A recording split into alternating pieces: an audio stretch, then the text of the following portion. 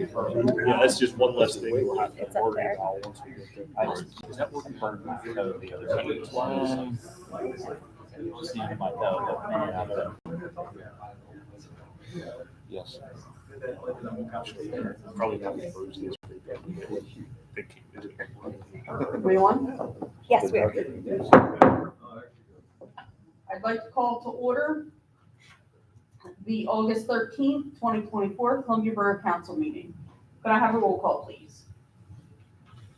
Councilperson Zink, Here. Councilperson Kaufman, Here. Councilperson Stahl, Here. Councilperson Fisher, here, Councilperson Price, Here. Councilperson Murphy. Here. Councilperson Burgard. Here. Here. We got you, Todd. Is there anyone that would like to offer an invocation? If you'd like, please rise for a moment of silence.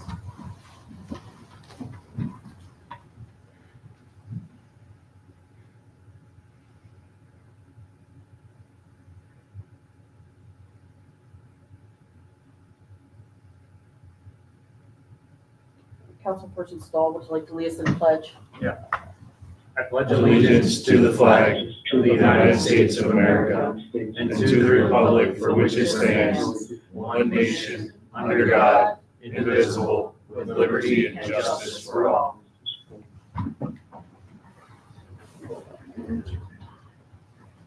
All right. Announcement of executive sessions on July 23rd, at the conclusion of the council meeting. We held an executive session to discuss personnel matters related to replacing staff. Are there any additions, deletions, or reorganization of the agenda needed? I don't think so. Anyone? No? Could I have a motion to approve the agenda as published? So moved. Second. I have a motion by Councilperson Murphy, second by Councilperson Fisher, to approve the agenda as published. All in favor? Aye. And anyone opposed? Citizen comment, non-agenda items only. I have Eli King, but that's on the agenda. So Mary Wickenheiser.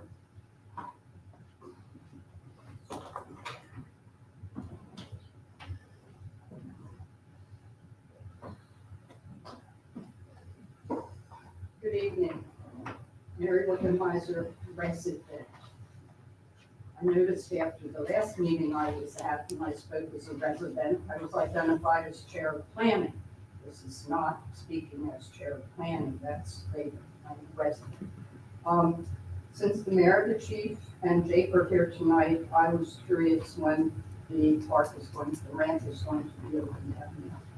Right now, the elevation on the pier is at 229, 227 is normal. The elevation at Marietta, which is normal at 38 foot, is at 41.5. It got to 40.3 on Wednesday, 39.5 on Thursday, and 38.7 on Friday, with the flow dropping from 103 to 56,000 on Friday. I know I want to get out there. We were out there Thursday, pulled a pontoon. We've got stuff out there. We need to see if it's still okay. And truthfully, right now, with the elevation it's at on the bridge pier down there, that's not out of line. It has dropped considerably, and there's not debris coming down. And right now, I'll tell you, you couldn't launch a boat down there for all the people sitting on that ramp fishing.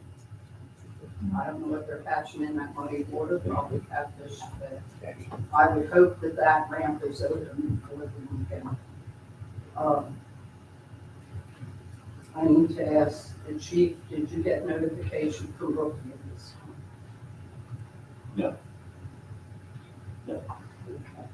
But But based on the information you guys provided, We are using the website Okay, and the phone number as well, combine everything. okay. Thank you. Kate, did you want to respond about the ramp? Brookfield Renewable owns Safe Harbor. When it reaches 250,000 CFS, that's cubic feet per second in flow, they send out notification to all the property owners around the area. And we had shared your contact information specific, a number to you, so that it didn't go through the 7735.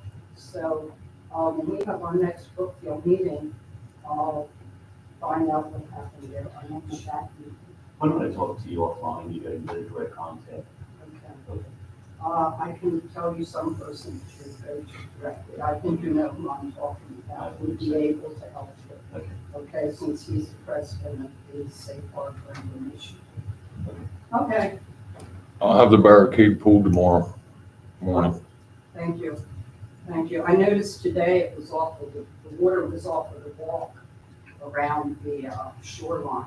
Okay, I know this morning it was still up yet some, but Yeah, I was down around 9:30, 10 o'clock. It was still when the walk out to the handicap, but it was off of the walkers. Okay, thank you very much for your time. Thank you, Mayor. And we have Clifton, but you're also on the agenda, so. Is there anyone that did not get a chance to sign up that would like to speak?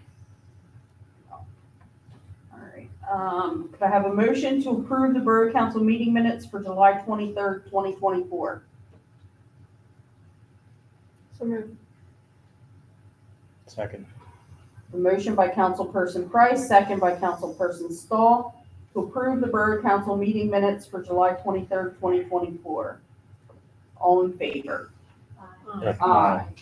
There's a question. Yes. The address that's listed for 700 South 9, I'm getting conflicting information there. Everywhere else it says 700 Franklin. Which is correct? I know it seems to sit on 9, but I think the address. It's actually Franklin.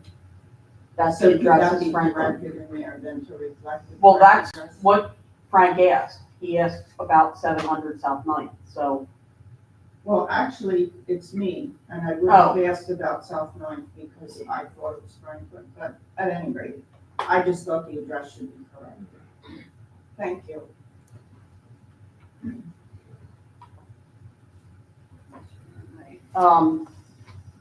We have a motion by Councilperson Price, second by Councilperson Stahl, to approve the Borough Council meeting minutes for July 23rd, 2024.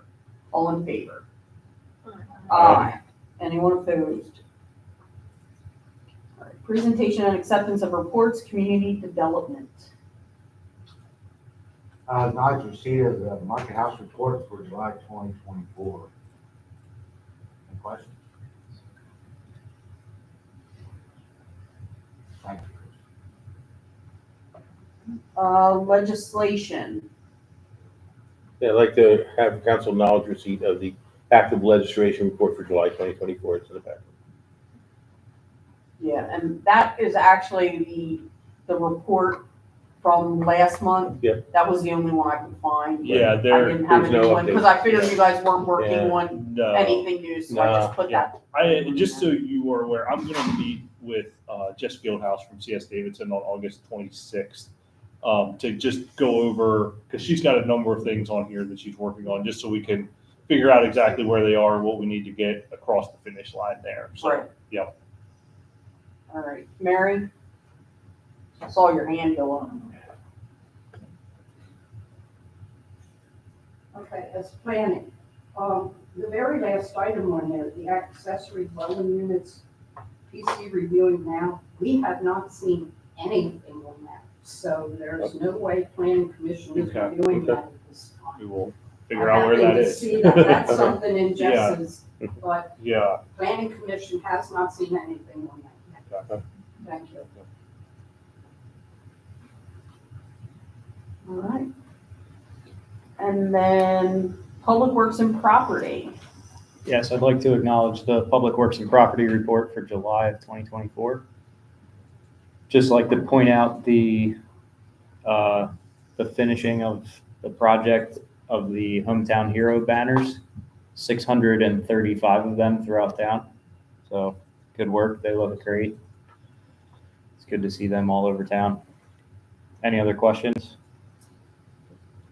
I would just like to say a thank you to Jake and all of his crew. We've had some pretty rough storms here recently, and they've been able to get all of the debris and that cleaned up to, I haven't had any complaints. Everything's been, looking good. So thank you. That's much appreciated. Yeah. All right. Presentations, we have Clifton Santiago would like to put a temporary sculpture installation in River Park. At least that was what was given to me. Clifton, do you wanna, I thought someone was coming from Susquehanna National Heritage. Yeah, I was expecting them to.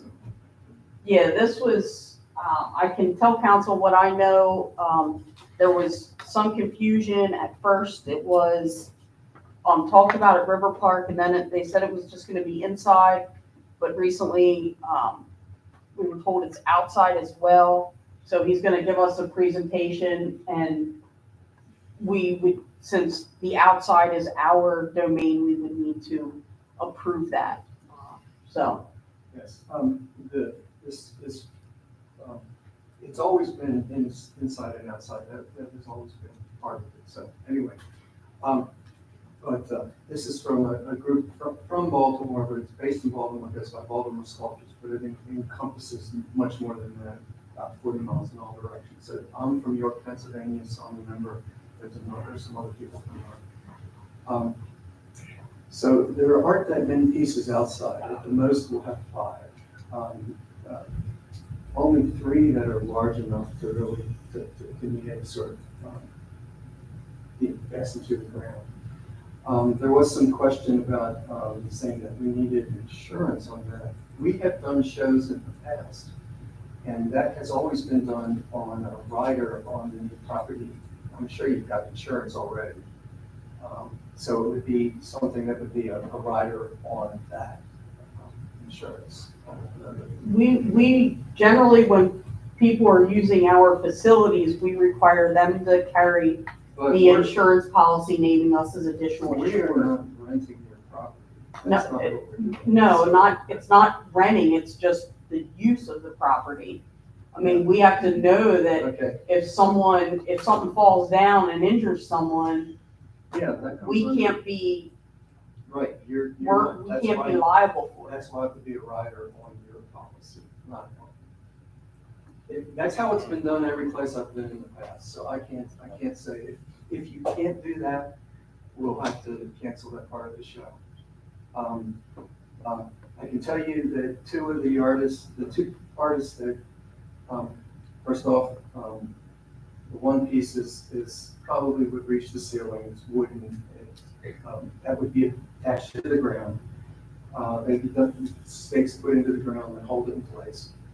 We've never had trouble showing these pieces in the past. In fact, the artist that did that, he is a world-known artist who has these same pieces on. There's one in China, he has one in England, he's got one in London, he's got one in Germany. Most of them are along bike paths, which seems really appropriate here. The other artist is a well-known in Maryland and has these.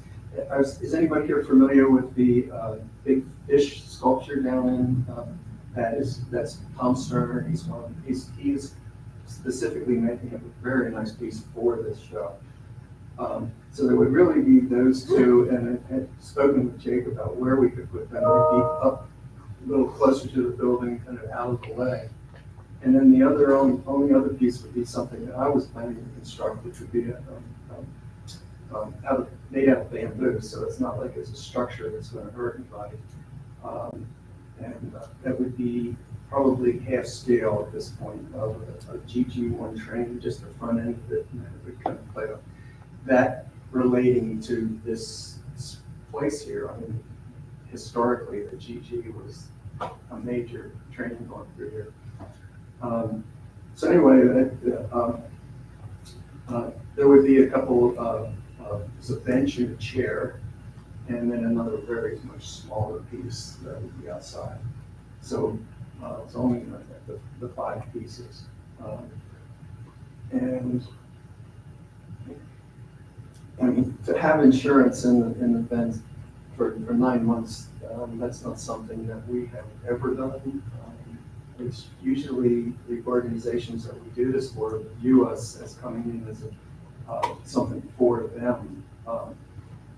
It kind of puts them on the map, it draws people in. One of the things, this kind of fits in with what, are you familiar with what Rob Evans has been so involved with the museums, the Lancaster Conservancy? No. He's been really pushing for, to get the Susquehanna Valley recognized in the art world. And we actually predate the Hudson Valley, which has Storm King, there's a sculpture garden up there. There's several. And then there's Hudson, New York, which is, again, revolves around art.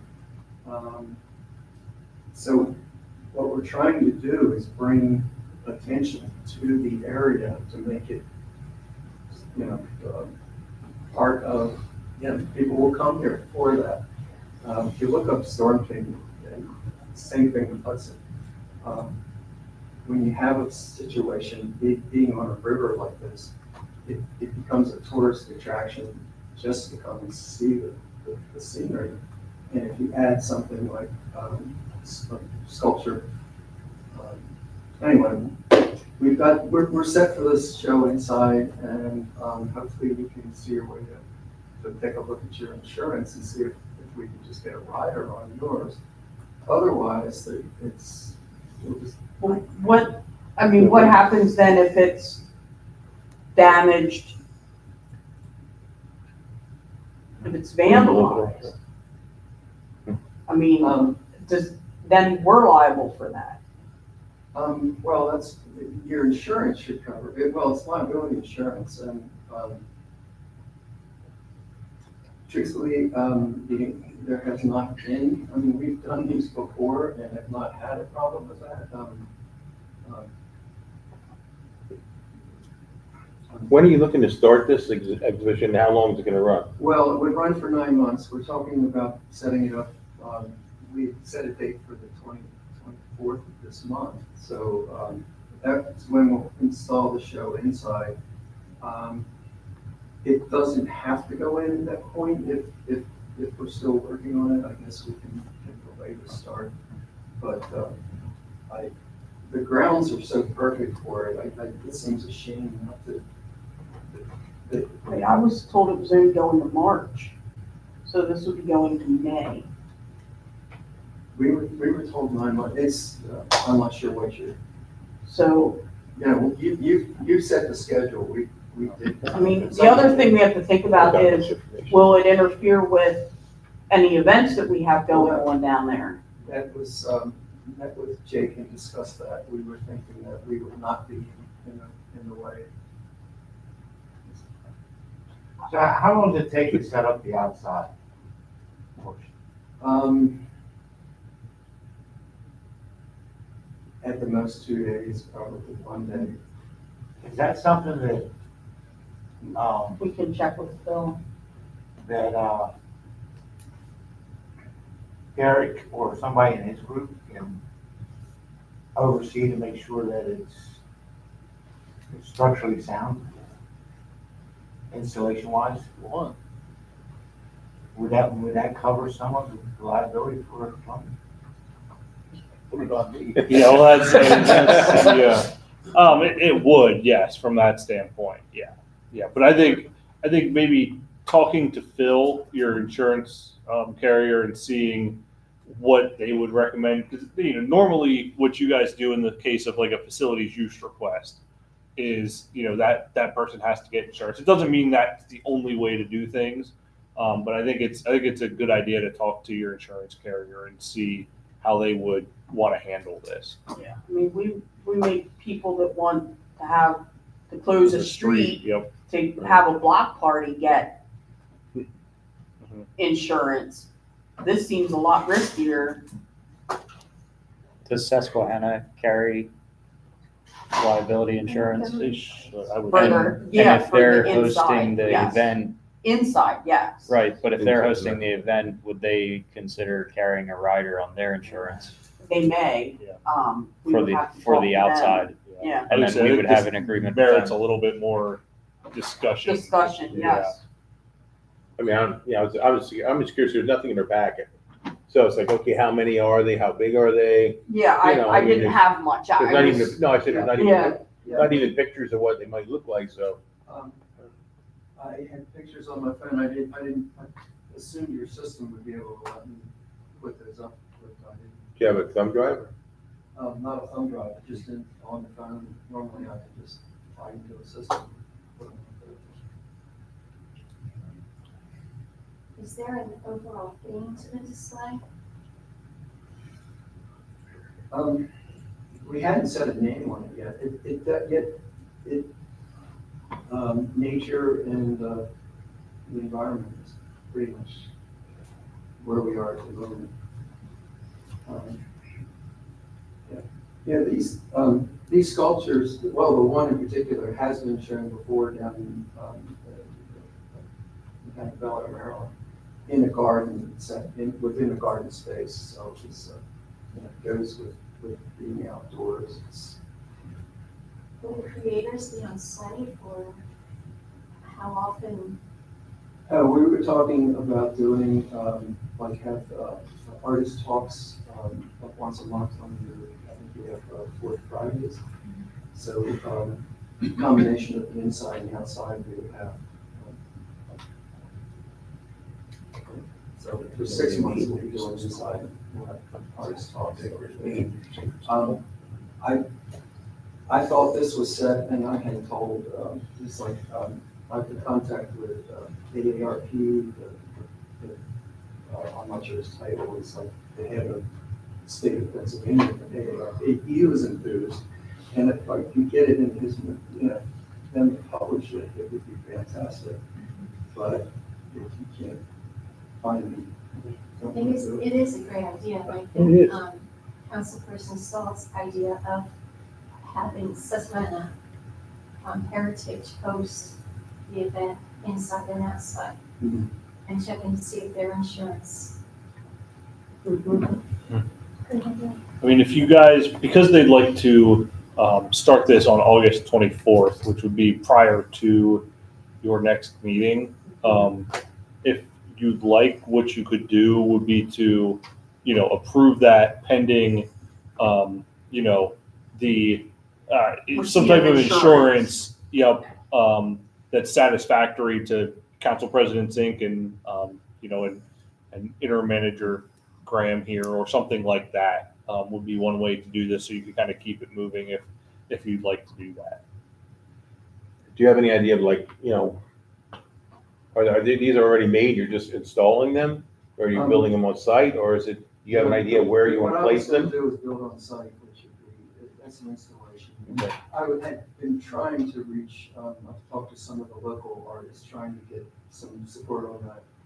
I had envisioned something that would be a community project to put something together. That was mine, but the other 2 big pieces, the one exists already, this is going to take break and set it up.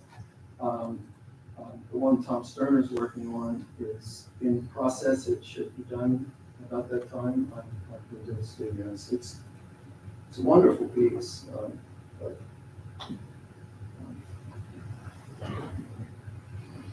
It sounds exciting to me, Mhm. and I think it's a great opportunity to showcase what we have here in Columbia, Mhm. bring some folks in. I understand the insurance part, and I think you can work that out. The other thing I would ask is that you get with Chief Brommer and that to go over where you plan on putting these pieces, Yeah. so that we we can see that your plan will coincide with our cameras. Right. For safety and security. You know, we don't want you to put them somewhere that we can't have cameras on them to detect whatever may, God forbid anything happens. That would be great, because when Jake and I went over there, we were just got concerned about, because we're driving spikes into the ground, we wanted to make sure we're not going to be anywhere near water lines or electric lines or anything like that. But yeah, I don't remember that we knew where the cameras were or not. No, I don't think we did. But, you know, the camera is not so much where the cameras are, Where they point. where they point, and Right. we cover that area. That's what I'm saying, I mean, where they can cover. And I think we have 2 cameras that can cover the area you're talking about without seeing the layout. If you give it the chief, I'm sure we can work it out. Do you have any lighting on the pieces? No. I thought about putting some solar lights into it, but, I mean, I can see. illuminating it, like, no, like I started earlier. no, we don't have. That's a great idea. Yeah. I don't know what your timing on the park is. Most parks shut down the grounds that were not dark. The vandalism doesn't happen when the sun is up. Yes, yeah, that's true. So we're gonna probably need, for insurance purposes, estimated costs or estimated values. And have a discussion with our insurance before we go anywhere else. Mhm. So if you can provide that information to us, that'd be highly appreciated. With that being said, I'd like to make a motion that, we grant the outdoor, display contingent upon an insurance policy that meets, our standard requirements. I'll second that. Right. Is there any further discussion?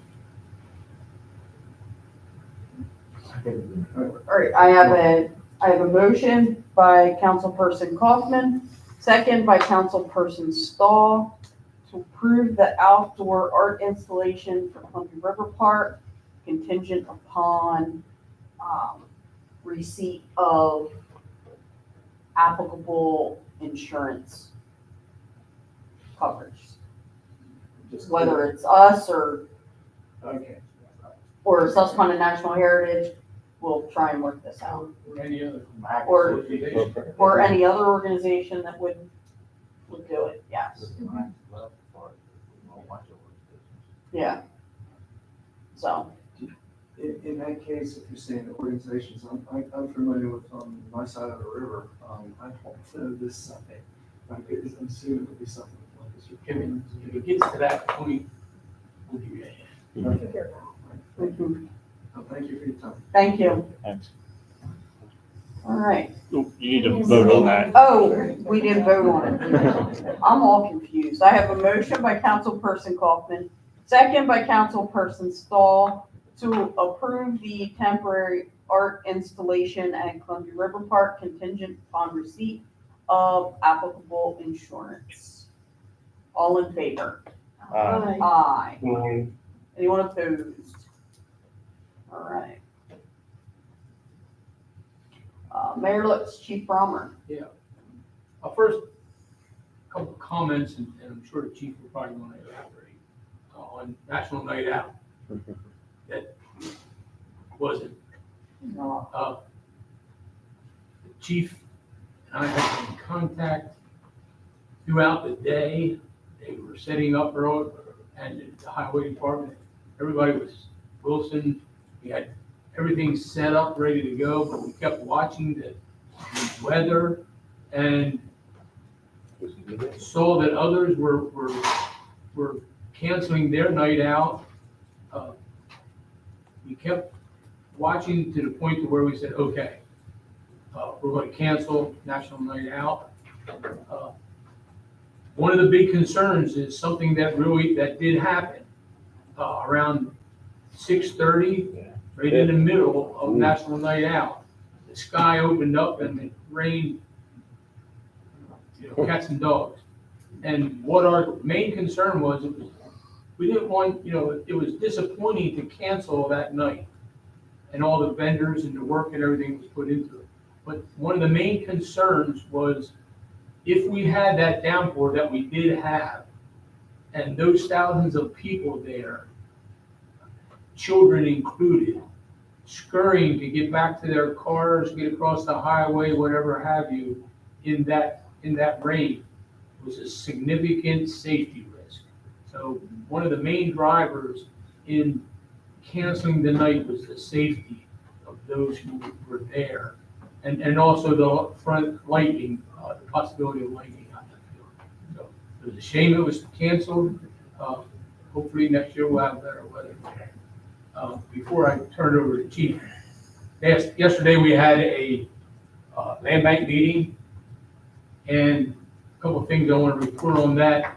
There's a property out on Franklin Street, 3624, I believe it is going through some a couple punch list items, and that will be put up for sale to a home buyer.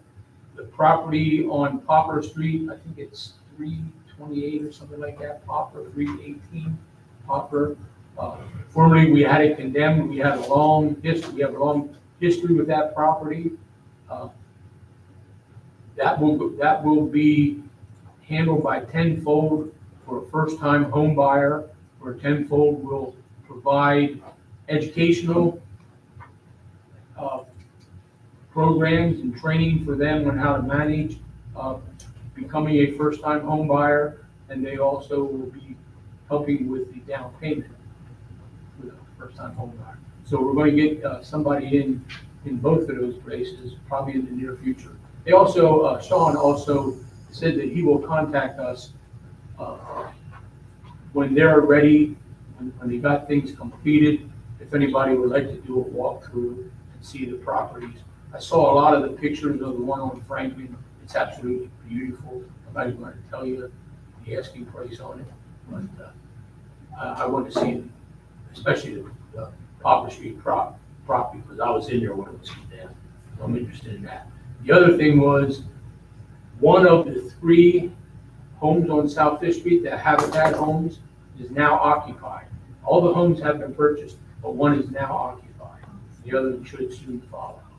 So that's what I have to report. Chief, you want to I have a question on for the land bank. The other big one we had in process was up here on Locust Street, across from the park. Is that still in process? I think that's still in process. Sean had an Excel spreadsheet that he sent to us, and there was a glitch. We weren't able to open it. The day he was supposed to, I didn't get in my mail that much yet. Kelly, I don't know if you know or not. Yeah, it was in there. Did he send it? Was it were you able to open it? Yeah. So that report is now able to, and if you don't have it, we'll get it around. Okay. I appreciate that. Thank you. So much goes into the preparation of National Night Out. We were all very, very disappointed that it was necessary to cancel the event. But I do need to recognize some individuals who put in a lot of effort. Pam Armold especially, she did months of work. The day of, Jake and his crew, Wilson, the fire department, and some police officers as well.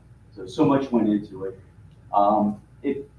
It's impossible to actually do the event without the support from the community.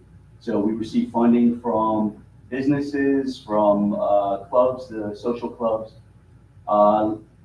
We purchased food, hot dogs, water was donated, the rolls were purchased, and some other things.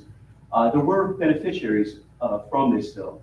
The CVAA ended up with some food and water, the food bank, Dream Center, Columbia Fire Department, Columbia Police received some water, and Public Works as well. So it did go to good use. We are reaching out to some of the organizations to see if they want some of the money back, but we are most appreciative. This is truly a community event. The other thing I wanted to mention too is the baptism was canceled Sunday due to the conditions of the river. And it has been rescheduled, I believe, for September the 8th. Yeah. Sunday, September 8th. That's all. Chief, why don't you have a backup date already for that one down? I know there's a big effort. It is. It's so much goes into it that day of. It's difficult for us to fathom, even pushing it back a week or two. But it's something we did discuss and we're going to consider for next If you year. have a backup date, it should be a lot easier to make that call sooner. Early. That's correct. Yes. There's also, I mean, it was up in the air all day long. there was also some discussion about, today as a matter of fact, about possibly finding someplace indoors in case of rain. But both things, Eric, are being considered. We really don't want to go through it again. And we've been fortunate. Thank you. All right. We have a question. First- right Yeah, I know I got here late. I work in Effort. I run a nonprofit up there, but I did have something to say if that was okay. okay. Come on, please state your name. My name is Joshua Myers. I live at 126 South 2nd Street. This is in regards to the neighbors at 122 South 2nd Street. We've had numerous reports about a month ago. We had the police wading through with an active shooter that they were chasing that went through wading through the garbage. I have pictures of it, what it is like right now. And I'm getting a mice infestation in my house because they're keeping 50 plus bags of garbage outside of their space. Even after the police were there was a little bit of stuff that was taken out, but it wasn't completely cleared out. The other day, I did a child line report because I watched one of the little kids, probably a girl 9 to 12 years old, climbing on top of the piles of garbage. And I know that there is a current foreclosure pending sale happening right now. And I want to make sure that council is aware of this, that when we moved in 3 years ago, there were nightly raves for 9 months that we were just trying to be nice and neighborly, but 2 a.m. when it's I can't even keep the air conditioner and keep the noise out. That has since gone, and I don't know whether this whole garbage thing is just their loss of income from that, but Chief Romer, thank you for your help in that as well. But like I said, I just wanted to bring that to the council's attention. Thank you, we'll make sure that, In a situation like this, you should contact the codes department. We have multiple times, it's quite regular, Okay. and this is because it's not, we're not getting improvements. So, thank you. Thanks. thank you. All right. Action items, our first action item, we have, consider authorizing staff to advertise a public hearing for the request to vacate a portion of Washington Street. Several months ago, we had approved the solicitor and staff to work with Mr. Smith to get everything we needed to vacate that small portion of Washington Street. We have now received that, and it's the point where we have to advertise for a public hearing. And in your packet, you have the letter that was submitted requesting the vacation, and also the description, like the deed description, and the survey showing what we would be vacating. Were there any questions? Yeah.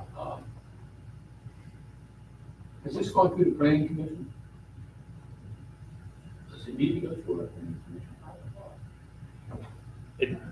Does not by letter of the law, let me put it, the borough code does not require this to go to the planning commission. And the reason I'm asking that because I remember when we vacated that one. The first portion of it, Yeah. yeah. And one of the concerns during that time was, I think they posed it in their letter as Avenue U. That, I don't know, I don't see Avenue U on here, so I don't know exactly where Avenue U is. But I know one of the things was Avenue U would be a dead end. And there are homes both on Lancaster Avenue and Barber Street that their rear yards meet Avenue U. And I didn't know if there was any conversation with those property owners, right? When they happened. And this portion of Washington Street, it's hard for me to tell right now. I don't know if that is past Avenue U or not. I don't know where that's at. Well, I'm almost looking at the top of the drawing, thinking that may be Avenue U, but I'm not sure. no, that's, the top of the drawing is Barber. And Avenue. No, Barber's down here. Barber's on, yeah. Oh, Barber's at the, oh, okay. So this is the, That may be 462. Yeah. It would vacate essentially at this point the entire section between Avenue U and Barber is what will be the result of this. The entire section between Avenue. Yes, rotate and this, kind of. Correct. So Yeah. that's gonna make Avenue U a dead end. No, because you could still get out north onto 462. But it's dead end down there. Correct. It would be a 90-degree turn. Okay. You couldn't turn south Turn onto- onto 462. You would turn onto the northern portion of Washington. Yeah. No, Okay. I didn't think you could do that. no, that's, we already, That's already been. vacated. That's already been That's already vacated. done. Okay. That's going to dead end Sorry, that street. misunderstood. Are you with me on this? Mhm. Yep. That, or that avenue? and that alleyway is too small to cul around or. Well, I think the majority of the traffic that uses that is the people that live along Barber Street, and I guess there's a couple on Lancaster Avenue. So they do have the access off of 11th Street to pull in there and park, and then they can still get out. But you pull in the parking lot, are you saying you pull in their yard? Well, I mean, they can go into Avenue U off of South 11th Street. So they can still get in and out of there. And the other part of that is, how are you going to maintain it? Avenue U. No different than I do Avenue C or the dead end of Walnut Street. It's really not going to be different. And I think actually they maintain a lot of that anyhow in the winter time out there, so. Do the neighbors get to weigh in on this decision? That's Yeah, why we would have a That's public why hearing we- about it. Yep. And it's got to be, it'll have to be, if you decide to do it, it'll have to be advertised twice in the newspaper and then have a hearing. So they would have plenty of opportunity if they want to voice their concerns about it. It would, to me, it would almost make sense to vacate Avenue U back to the adjoining property owner. And get out of that mess. Doesn't the property owner have to request it? We can just do it. You can, in this case, the property owner did request this, but the borough can, You're You saying know. have the yards back up, split up each other? Kind of like the access to it. For emergency. Well, you can, and on-street parking. well, it could be a common alley. Rather than a street. you would just have to get the approval of a lot more. Right, this only involves two property owners Let me essentially. take That it all would, back. Yeah. We have more trouble with private alleys. I'm gonna take it all back, Yeah. but, okay. I just wanted to recognize that, okay. that I is thought what it was just. create a dead end alley. I understand what wanted there, it makes sense. 70 feet. Does anyone have any other questions? I just want to point out, at least given what they're showing on their exhibit, Mhm. Avenue U is essentially, in that case, already a dead end. Right, because this is just for about half of the length of Yeah, Washington Street between Barber and Avenue Right, U. That's so all. it is. Avenue U is already a dead Already end is. there. But they already own that, eh? But really, when we vacated the first portion, Mhm. there was an understanding, and it might be in the minutes, there's an understanding that folks needing to use Avenue N could go through their property, could access through it. Was it essentially a driveway for their parking lot? It's really what it is. Yeah. Mhm. I don't know if you remember that or not, Mary, Mhm. but I know what they want to do, and And it makes sense. certainly. Truthfully, I thought we did all of Washington. You know, and certainly if you guys would like, you're welcome to say, we want to send this to planning to have them look at everything, but that's up to you guys. I personally think we need more time, and by sending it to planning, it makes sense. I agree. All right, so Eric, you would like to make a motion that we send this request back to the planning commission for consideration. The only Is there- house that seems like, from the drawing, the only house that seems that would be affected by this is, item C, which is already owned by the Smiths. Mhm. If you look at the joining table, Yeah, they're the ones that own all around it. they're the ones requesting it, so. Yep. I don't know why anybody else would be using it. I mean, if I didn't live there, why would I drive through there? Because the other end, it already is theirs. What's on the drawing as A already is the part that was already given over to them by the borough. So I don't see what other properties are gonna be affected by this. That's just my take on it. They won't be affected on Washington, it's Avenue U. Right, on the other end. But like Jake said, they can still come over 462 or, so what, 11th Street? Yeah, can you South show 11th. that show? Washington Street, Avenue, Yeah. County half. Did show on the. Not the person, I always thought it was Parks and Park. I mean, that would probably answer a lot. I still think the alley is open to Franklin. Or Washington. I mean, I'll be honest with you, I So- like Leo said, I thought they already Yeah. owned this. I already thought that was theirs. Yeah, 'cause there's It's still that- surprising to me, I thought they owned it also. I thought- It's the dog leg between Avenue U and there'll still be the access. It will go Avenue U, Washington to 462. I thought they owned that.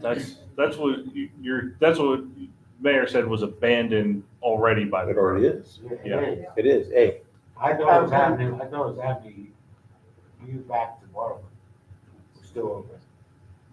No, not Avenue U, no. Oh, you're talking the Avenue.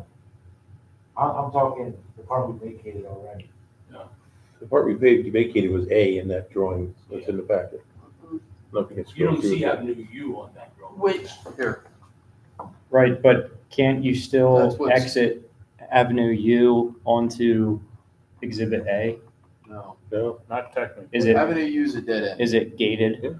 Avenue U, I know you guys can't see that very well, but that's basically everything. Is it physically blocked off? No, it is not. No, but once we give it away. But that's already owned. but that portion's already owned, it's Guys, that's the piece, there's the parking lot, here's Avenue U extended, and then this top part of Washington Street that's being shown. Right. That is in the ownership of the Smiths. Right. So it is literally just this little piece. It's right just a here. little dog leg that goes there. So- The only house that would be affected, the only property would be Yeah. C, which is already owned by the Smiths, Yes. because the other end already is. In the audience, sorry, you guys can't see that very well, but yeah, so, I mean, it's not, Doesn't seem- it's already, it's already a dead end. Is it- mhm. If you consider ownership, yeah. I would like to take that motion back. All right, that motion's withdrawn. We have a motion to authorize staff to advertise a public hearing for the request to vacate a portion of Washington Street. So Second. A motion by Councilperson Murphy, second by Councilperson Price, to authorize staff to advertise a public hearing for a request to vacate a portion of Washington Street. Any other questions, comments, concerns? I have a motion by Councilperson Murphy, second by Councilperson Price, authorize staff to advertise the public hearing for request to vacate a portion of Washington Street. All in favor? Aye. Aye. Anyone opposed? All right, next, I have a motion to approve change order number 1 and application for payment number 2 for the 200 block of Union Street CDBG project. So moved. A motion by Councilperson Stahl, second by Councilperson Kaufman, to approve change order number 1 and application for payment number 2. Derek, you want to give us? Sure, this is one of those rare times where you'd like a change order. Oh, yeah. We This like is- these. This change order is for a reduction in the contract amount of $18,475.30. So we came in over $18,000 under budget on this project, which is awesome. We normally wouldn't go through this motion with a reduction, but with this being a CDBG project, they require us to balance out the project at the end. So again, project's complete. I think it looks great out there. I haven't heard much but compliments on it, so. Looks good. Definitely does look nice. Are there any other questions, comments, or concerns? A motion by Councilperson Stahl, second by Councilperson Kaufman, to approve change order number 1 and application for payment number 2 for the 200 block of Union CDBG project. All in favor? Aye. Aye. Anyone opposed? All right. Next, could I have a motion to authorize staff to advertise the Riverfront Storm Sewer Improvements Project for public bids? So moved. And Second. I have a motion by Councilperson Stahl, a second by Councilperson Murphy, to authorize staff to advertise the Riverfront Storm Sewer Improvement Project for bid. Derek, you have anything you wanted to add on this one? Just that this project has taken a little bit of a turn from where we originally started. And again, you can read this all in the council brief, but yeah, instead of doing a full replacement out there, we found a supplier who can do a concrete reinforced lining, of which, considering the size of the pipe, it's a 30-inch diameter pipe and it's well over 400 feet long. There are very few lining companies that can do that. We found it not to be very feasible with a polymer liner. But again, I found a supplier, their CoStar is approved. Unfortunately, we have to bid this because there's federal ARPA money involved.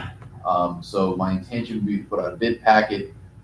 We'll look for an excavator to come in here and be the prime on this, to set the new inlet that we need and make the cut.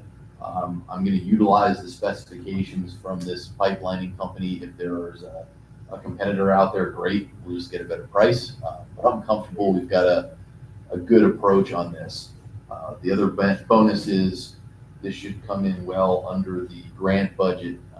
I'll just state that I've already started having conversations with DCED on potentially moving any money we have left in this to pay for the storm sewer system up on Chestnut Street. Nice. Let's go through the bids and see what we have left, but DCED was open to allowing us to reallocate this money elsewhere in the borough if there's any left over. Good. And I'm just happy we can hopefully get this done without major disruption to all those people down there. So. Yes, it is. Are there any questions, comments, concerns on this one?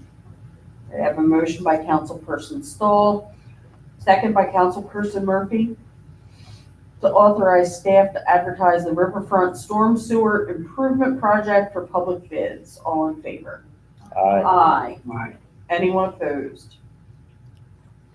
Next, I have a motion to approve the application for traffic signal approval for the 100 to 200 block of Walnut Street. So moved. And a second. Second.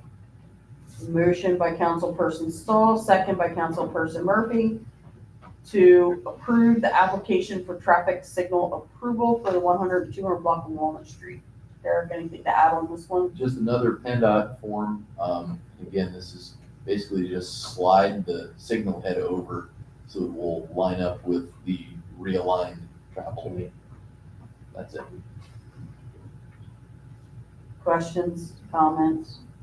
I have a motion by Councilperson Stahl, second by Councilperson Murphy, to approve the application for traffic signal approval for the 1 to 200 block of Walnut Street project. All in favor? Aye. Anyone opposed? Next, I have a motion to approve the traffic signal maintenance agreement for the 100 and 200 block of Walnut Street project. So moved. I have a motion by Councilperson Stahl, second by Councilperson Kaufman, to approve the traffic signal maintenance agreement. Another one of these. This is something that we suspect that PennDOT is going to require as part of our application. So it's almost like a provisional approval I'm getting from you this evening.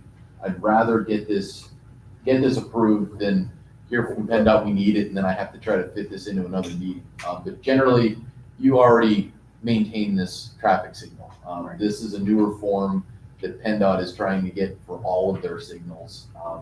I'll work with Evan on this. Again, it really shouldn't change anything than you're already doing. This is just more of a formalization of it. Probably already have an agreement for it, but it's not this one. Questions, comments, concerns? I have a motion by Councilperson Stahl, second by Councilperson Kaufman, to approve the traffic signal maintenance agreement for the 100 and 200 block of Walnut Street project. All in favor? Aye. Aye. Anyone opposed? All right, and next, could I have a motion to authorize the bill payments? I have a motion by Councilperson Price, second by Councilperson Kaufman, to authorize the bill payments. Are there any? Yes. I just have a question. About the bills? All right. Question, well, we have one question. Sharon? It's public hearing. Sharon Wagner. First of all, I wanted to ask, the 26,000, is that for 1 month No. or more? Two. Yep. So I was Yes. getting worried, because I saw June's was around 10. Yeah, but it's 2 months, yep. Okay, thank you. And there were multiple charges listed for subpoenas. Are you allowed to elaborate on who's being subpoenaed, what that's about? It was a case that, there were some, it was dropped is what I could tell you. But there was somebody who was trying to subpoena officials here at the borough. Okay. They didn't have the power to do that, but that's Okay. what ended up happening. And along the same lines there, there is a right to know that was submitted by the ACLU. Can you say anything about that? I honestly, I remember that happened. I don't remember exactly what they were asking for, but I'm happy to look into that, Sharon, and I'll get back to you on that. Okay, it was kind of, it looks like we spent maybe $1,300. Yeah. I can answer it. Yeah, if you remember, Thank you. yeah. Sure. Yeah, I answered the right to know request that came in. And basically, the information they were looking for did not exist. Okay, So, all right. Yeah, there was some research time, and I think that's probably, I was looking into, yeah. Yeah, it does say research Yeah. for the right to know. Mhm, Yep. And then along the lines of the right to know, there's something about like a fake, for lack of a better word, submission. This Freedom of Information Act buddy Mhm. and the Frank Curry thing, that came close to 1,500 again. If they come in like that and they're fake, because that's kind of national now, isn't it? It Where people are is, getting them. it's a matter of whether, and again, there was some research involved in this, but it's a matter of whether they're anonymous or not. The Office of Open Records makes a distinction that you don't have to answer anonymous requests. the FOIA Buddy is, and you'll hear them all over the place right now.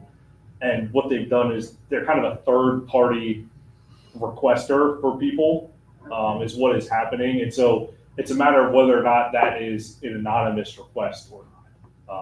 So you can't just toss that and say it's anonymous if it comes in. Correct, That's a because lot of money they're to spend. using, yes, they're using a person's name now, because actually when they first started sending them, they were just sending them as FOIABuddy.com, which wouldn't match the standards that the Office of Open Records requires for somebody who isn't anonymous. But now they've got a person's name on there, and so that kind of changes the analysis a little Okay. bit. Yep.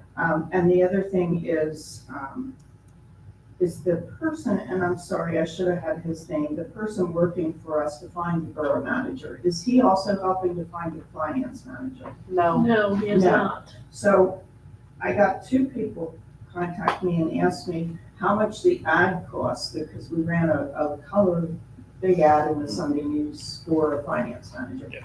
I don't know when that shows up. Does that show up on our bill pay at some point? It'll show up. Next I would time. say it went through our office. Because we have an account with LMD for doing the legal advertising. Do you mind if it was Go ahead. it was $1,790 for the ad. It runs 2 Sundays and it appears on their on monster.com, which is the online service that they use for job postings through LMD. Okay. So did we have any applicants prior to the ad going in? No. A few, yes. Okay. Yep. All right, and the last thing I wanted to just comment on was, it seemed to me there was a lot of confusion about the Avenue U. And I'm wondering how many people actually went out and looked at that with their own eyes before they voted. Thank you. I always tried to make I always- doing that because, Just make sure I'm oriented right. yes, I think it's only fair if you're going to vote on it. Thank you. Are there any other bill payment questions? Now I have a motion by Councilperson Price, second by Councilperson Kaufman to authorize the bill payments. All in favor?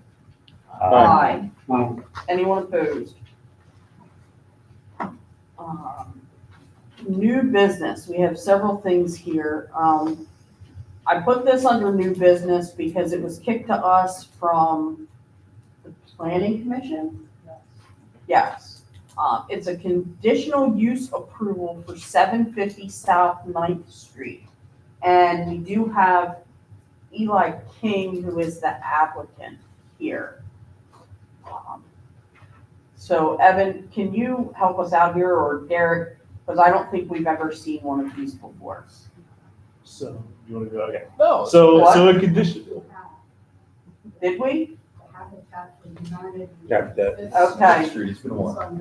It's been a while. Yes, yeah. Yeah. So this is a conditional use hearing, which is very, very similar to when you see a special exception at the zoning hearing board. It's kind of the same thing under a different name. And the municipal body, rather than the zoning hearing board, makes decisions on a conditional use. So there are certain requirements that they've got to meet, which are in your zoning ordinance, and I think they'll go through them here tonight. And then basically you guys, we'll close the meeting, have the conditional use hearing, then reopen the meeting, and you guys will vote on it. And then I have to issue a decision within 45 days. So like I said, it's very similar to kind of a special exception at a zoning. I didn't know. I didn't put it on here as a hearing. I'm sorry, I didn't. You're good. It's on there, so we're good. Yeah. Okay. Yep. All right, so at this point, I should close the regular meeting, and we are going to enter a hearing for the conditional use application for 750 South 9th Street. All right. So if you guys want to present what you have to present, and then we'll go from there.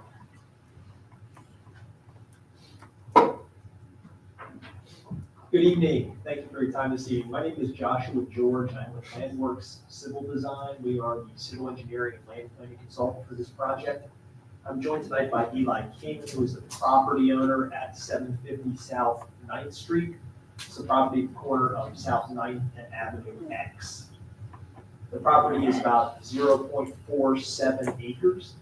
and we are proposing to construct 9 apartment units. However, they will look like townhouses. So they are townhouse-looking units, but they would be rental units as apartments. This is the medium-density residential district, and the use is permitted, but it requires a conditional use, and that's why we're here tonight.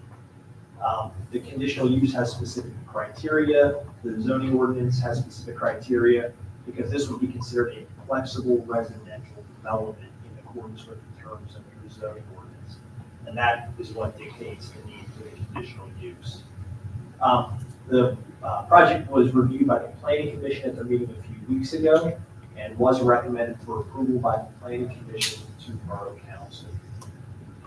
So tonight we are formally here to request your approval of such. The project application was submitted a few months ago to begin the process. It included the documentation that's required by the borough. It shows the request. It shows specific way that we comply with the specific provisions of the ordinance. It included renderings of the proposed homes. It also included footprints, building drawings, architectural plans of the buildings that are proposed. And so a lot of that information was already covered in the application. We have to talk about it or answer any questions, but I'm not going to go into the specific details in the interest of time. Access to the site would be provided only from South 9th Street. There is no access on Avenue X. As you just heard, or as I just heard in the discussion on Avenue U, Avenue X is very narrow. We do not want to put any traffic on Avenue X, so the site has been specifically designed to minimize the potential for that.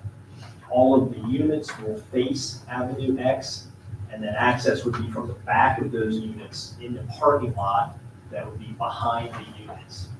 The zoning ordinance requires 2 parking spaces per unit, and we are providing 2 parking spaces per unit, plus we have 1 extra. So we are able to fit 2 times the number of units for 18, plus 1 extra for a total of 19.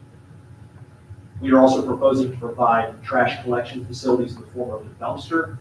We believe that would be the most convenient way for the residents of the units to get rid of their trash, and that would be taken care of through a trash contract with Mr. King and the trash hauler.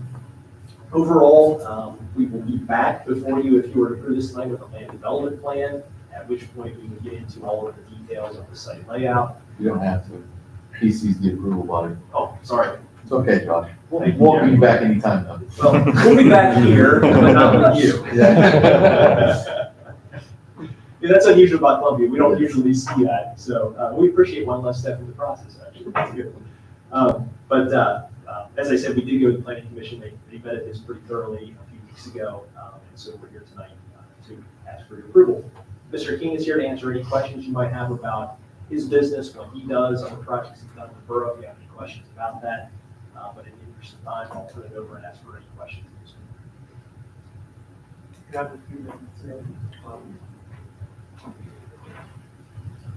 good evening, everybody. My name is Eli King. I'm just going to take a few moments to introduce myself. So we have been working here in Columbia Borough and other areas throughout the county for a number of years. And I like Columbia Borough quite a bit.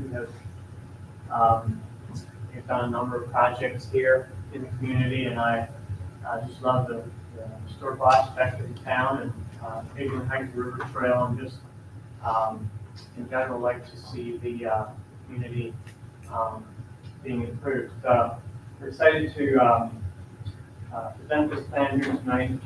Does everybody have access to the plans here? Yeah. In the back. Correct. I really have to earn a packet. I'm looking at the drawing.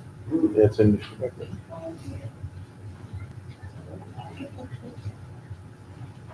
Got it. Yeah, because everything that went to the planning commission is in our packet, so. I got it. Oh, yeah, I'll take it. So with that said, yeah, we can get up there. I'm sure it's in here somewhere, but how many square feet per apartment of the 9? There from 1,550 to 1,500 square feet. Okay. per unit. And the unit on the east side is going to be consisting of 5 3-bed, 1.5-bath units. And then the block with 4 would be 4 units, 2 beds, 2.5 baths. And each of these units will have laundry facilities. The second, the 2 bedrooms will have them on the second floor, 3 beds on the first floor. And Thank you. So am I hearing you correctly that these will be single-family dwellings? that's correct. And yeah, that will be the design of the structure. They're single-family attached units in the style But of they're not- construction. They're not multiple units in each one of them. Correct. They're 1 unit per, I'll say building. per building. It's like a townhome. Yeah, it's just like townhomes. They're 2-story units, in this case with slab membrane construction. So egress into the parking lot is gonna be off of South Ninth? And it'd be like on the back side of the property versus And like, I'm not gonna dig through the documents here, but when I look at this map, it really has a lot for me to wonder about. And I didn't realize there was more in there. But you know what the frontage is going to, it's going to front on Avenue X. X. X. You know what the offset's going to be on the buildings? So this would be the front side there, or the offset, what, clarify on your question there. How far off of Avenue X is the edge of the building? The front setback along Avenue X is actually allowed to be 0, but we're not putting them literally right on Avenue X. You wouldn't make me happy with it. No, Avenue X, the entire right of way of Avenue X is only 15 feet. The pavement is about 9 to 10 feet wide, depending on where you measure it. And the units are set back about 8 feet or so from the right of way line, which is about 10 or so feet from the edge of the pavement. Now, there will be a sidewalk along Avenue X in front of the units. front of the unit. So there'll be a sidewalk there that will wrap around and can then continue rather down onto South Main Street. That you answered my next question. That's where I was headed. Yeah, we think it makes total sense to have pedestrian connectivity right there. We don't think it has any sense to put vehicles on Avenue X, and that's what we're trying to avoid. But every unit will have a front door, as you can see in the rendering, a couple of steps down to the sidewalk, and then you'll be able to go along the sidewalk along the front of the property. Unfortunately, the sidewalk won't go anywhere else in the near term, but it might be when the Gibbs Airport project takes place. Well, it'll go to South Ninth. It'll go to South Ninth. That's where on our property is. So, but yeah, we want to provide pedestrian. Thank you. Will these, and again, I'm sure maybe it's in here, but I didn't see it. Are they going to be individually subdivided and sold? No. Or is it going to remain one property with the maintenance of the exterior on the single property owner? Right, so the way that we would like to do it is to have all of the units on one lot. And one of the 2 waiver requests that are part of the application is to allow that. The zoning ordinance actually says that these need to be on individual lots within the flexible residential development. However, we're asking the Borough Council to waive that as part of the conditional use approval. The primary benefit to that is that you have a one-stop shop for any property maintenance issues that you might have. You can go to Eli and you can say, hey, Eli, this is the problem in this particular unit. You don't have to go to 9 individual property owners in this case. And since there are going to be rentals in either case, we thought it made the most sense to keep one lot. Thank you. Where exactly is the parking? It's behind the units. So on the site plan that was submitted is the gray area, which shows the 19 spaces, and they're behind the units.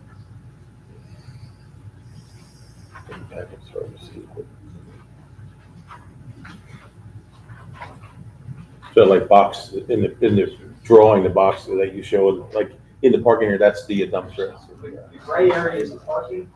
Yeah. And the dumpster is over here. Yeah. On the end. Gotcha.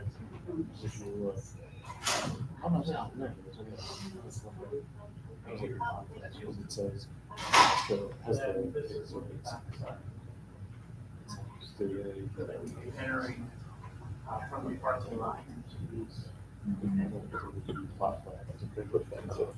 But it's on both.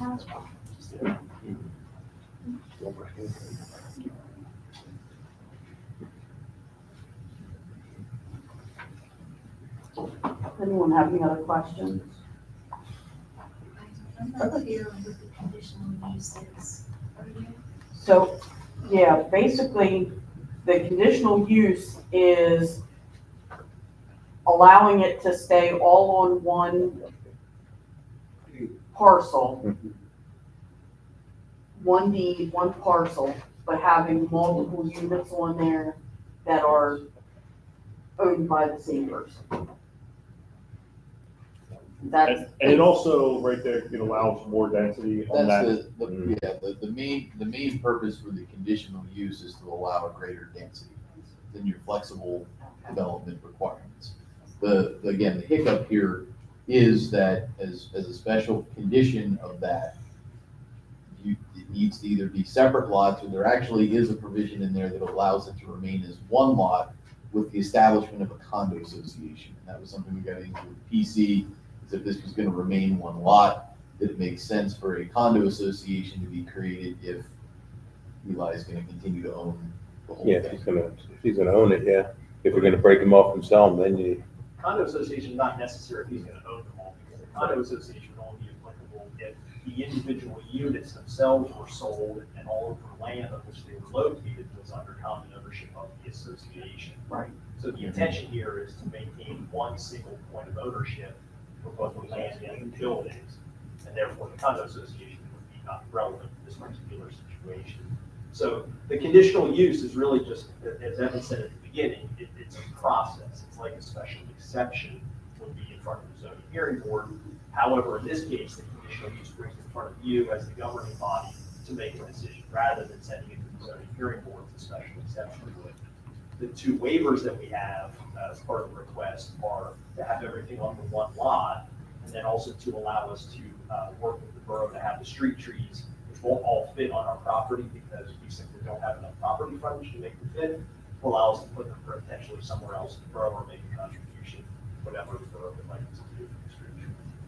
So those are the only two waiver requests we have as part of this condition. Did I hear right, this went through the planning commission? Yes. Has it gone through Lawrence County Planning Commission? No. It doesn't have to. Don't have to? Okay. Let me No, I was ask. hoping Mary would come up and. Yeah, well, Yeah, okay. Looking at the lot, look at the impervious coverage of the lot. What about stormwater? Right, so the fine details of that will be done through a land development process. And as I said, or mistakenly said it earlier, I'd be back in front of you, but mistakenly said that. The intent with the stormwater is the following. We will have an underground stormwater management facility underneath the parking lot in the rear of the units. We actually did soil infiltration testing out there already to see what the capability of the soils were to accept that runoff. And then there would be a couple of inlet boxes constructed on South 9th Street that would discharge the water back to the grade essentially.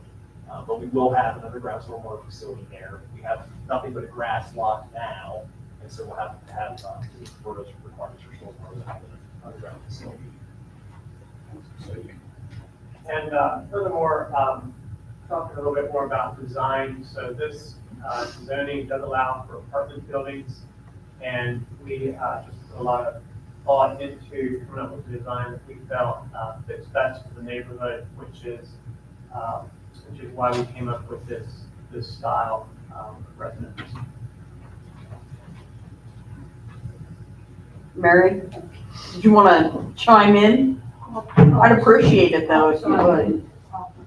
Thank you.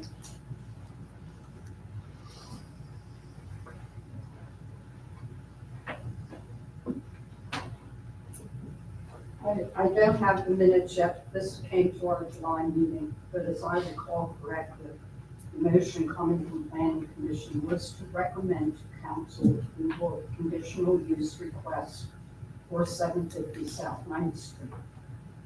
And like Leo's asking about stormwater, and there's other things being asked, the conditional use is telling them if they get this approval, to go ahead And start their. and do all that work.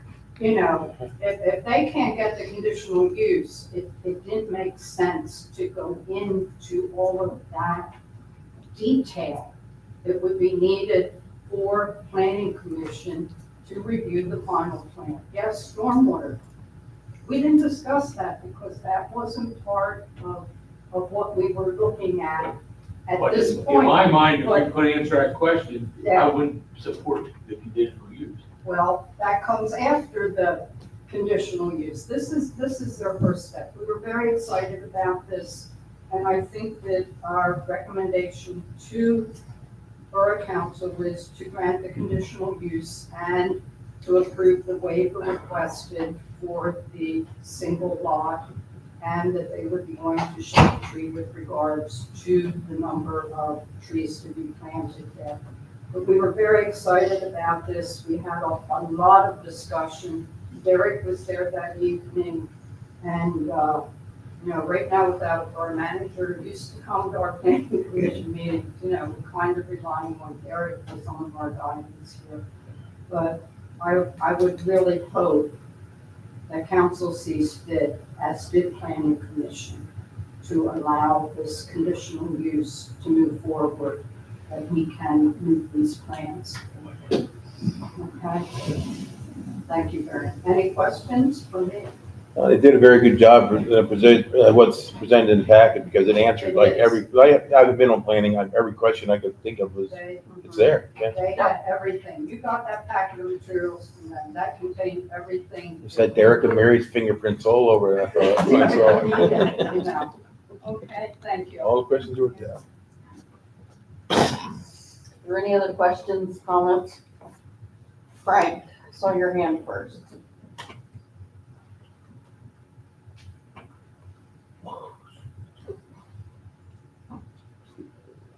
Could I ask what the rents might be? They will be market rents, and it will take some time for the project to be completed. At which point that will be determined. So you don't have a figure? I don't know. Okay. And the parking, is the parking the two cars that have the space, are they assigned that space or is it one big parking area? It is one big parking area.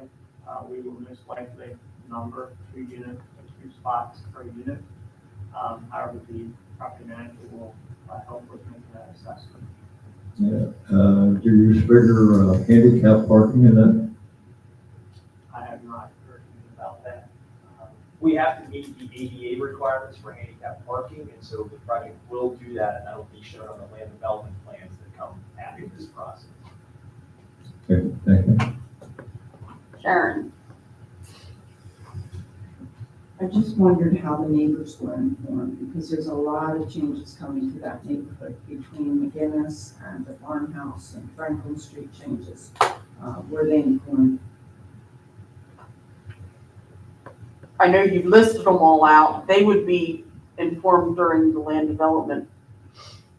I don't know the answer to this question, and I'm gonna kind of look at Evan a little bit Yeah. here, because we submitted the names of all the adjoining property owners as we were required to do. I believe notices would have been sent out by borough I staff. believe so, yes, but we will check on that for sure. Yep.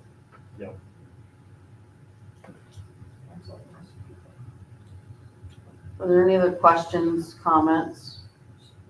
What are we thinking? I mean, I put this under new business, but I believe in order to comply with our 45 days, we do have to come to a decision this evening, correct? It's 45 days after the hearing? After the hearing, for me to submit a decision, yeah. You do have to act. in a certain number of Yes, days. yes, yeah. Yes, sorry, I misunderstood your question. Yeah, So I believe we do need to this evening, yes. Okay. Yep. if there's no other questions, comments, or anything for the hearing, I'm going to close the hearing at 8:24 PM and re-enter the regular meeting. So we do have to say a yes or a no tonight to comply with our Yep, your requirements, yes. requirements. And if we do not, it's automatically assumed it's a yes, correct? Correct, yes, yep, deemed approval, correct. So, does anyone want to make a motion? I'll make a motion to approve. A motion by Councilperson Stahl, do I have a second? Second. And a second by Councilperson Murphy to approve the conditional use request for 750 South 9th Street, Including the two waivers. Two waivers. including the two Two waivers. Yeah. Questions, comments? So, yeah, I don't feel comfortable voting without acknowledgement that the neighbors were notified.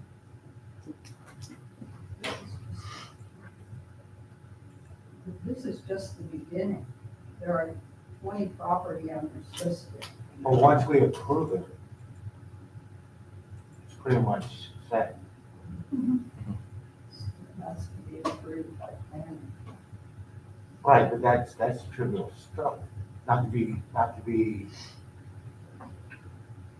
not trying to make light of it, but once we give the exceptions, once we accept the exceptions, they're at a go-ahead to build, with the exception of going through, that's not correct. We actually would be permitted to proceed with the use as dictated by the zoning ordinance.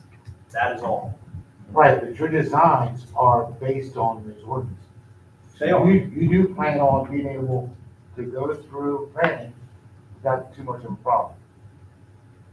I can't speak to the problem, but I can say that, yes, we absolutely intend to come back with a submitted land development plan Correct. to be reviewed by planning and hopefully acted upon favorably after that review has been completed. And that's the normal process you would see for any other land development or subdivision project in the borough. What you're considering this evening is purely the conditional use approval, which is a zoning step in the overall process that essentially says, yes, we are approving the use that is in our zoning ordinance as it applies to your specific property. This was submitted when Mark was still here, and I imagine he would know the answer to this question in terms of the notifications and such, but I can't speak to the details.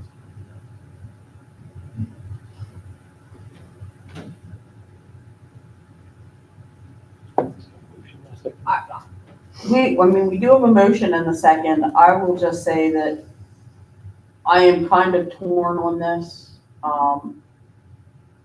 because we sit here and we constantly say, no more rentals, no more rentals, no more rentals, and here we are approving a project that is gonna create more rental properties. But at the same time, it's rentals of homes and not an apartment building, but the reality is, if they came in with an apartment building, that's allowed by right, so we wouldn't be able to stop that anyway. So that's kind of where I'm at. Yep. You know,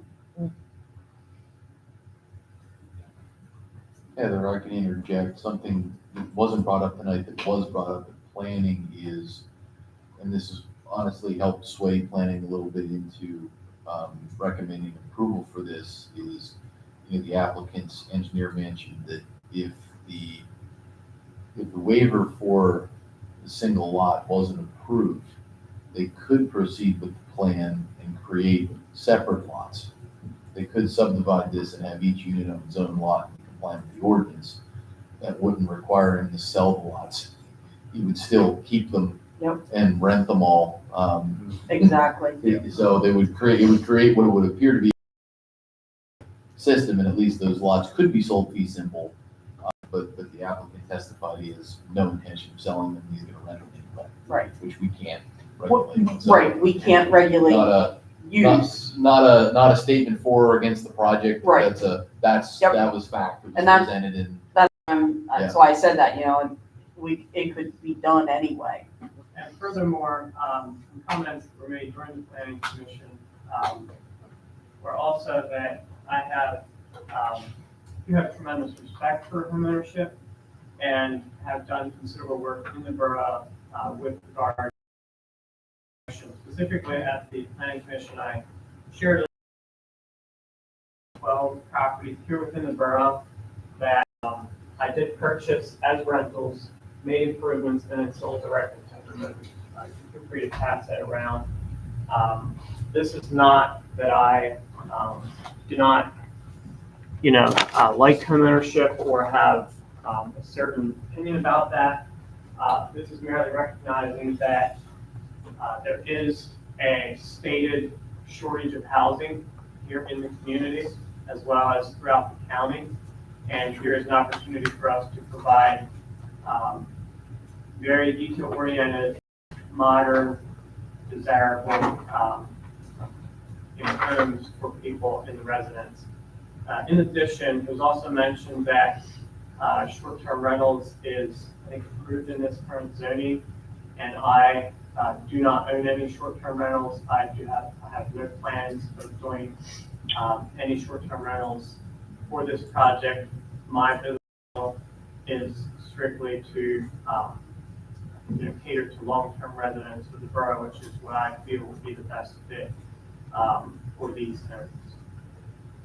Are you a landlord of other properties? I ask. Yes, You are. How many other properties? I would say approximately 20 20. here in the borough.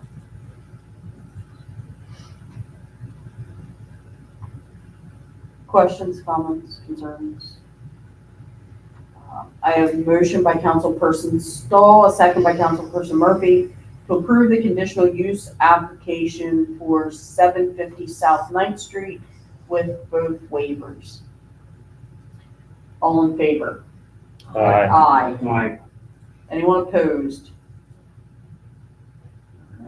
Thank you very much for your time. Thank you. Thank you. Oh, here, you can have these back then. I don't want to take your stuff. Thanks so much. Bear with us. Thank you for your time. Next, we have a special event application for the Albert Witch Festival on Saturday, October 5th, 2024, from 11 a.m. to 5 p.m. This is pretty standard. Anyone have any issues voting on this one tonight? All right, I have a motion by Councilperson Price to approve the special event application for the Albert Witch Festival. Do I have a second? Second. I have the second by Councilperson Fisher. Are there any questions, comments, concerns? I'll just say, make sure you keep the apples securely stashed on the trolley this year. We're gonna get Parks and Rec involved, have an apple in one of the fields in the back, so we're excited to have them involved.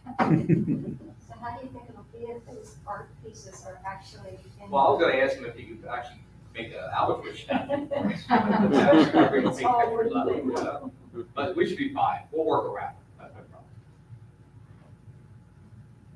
All right, any other questions, comments, or concerns?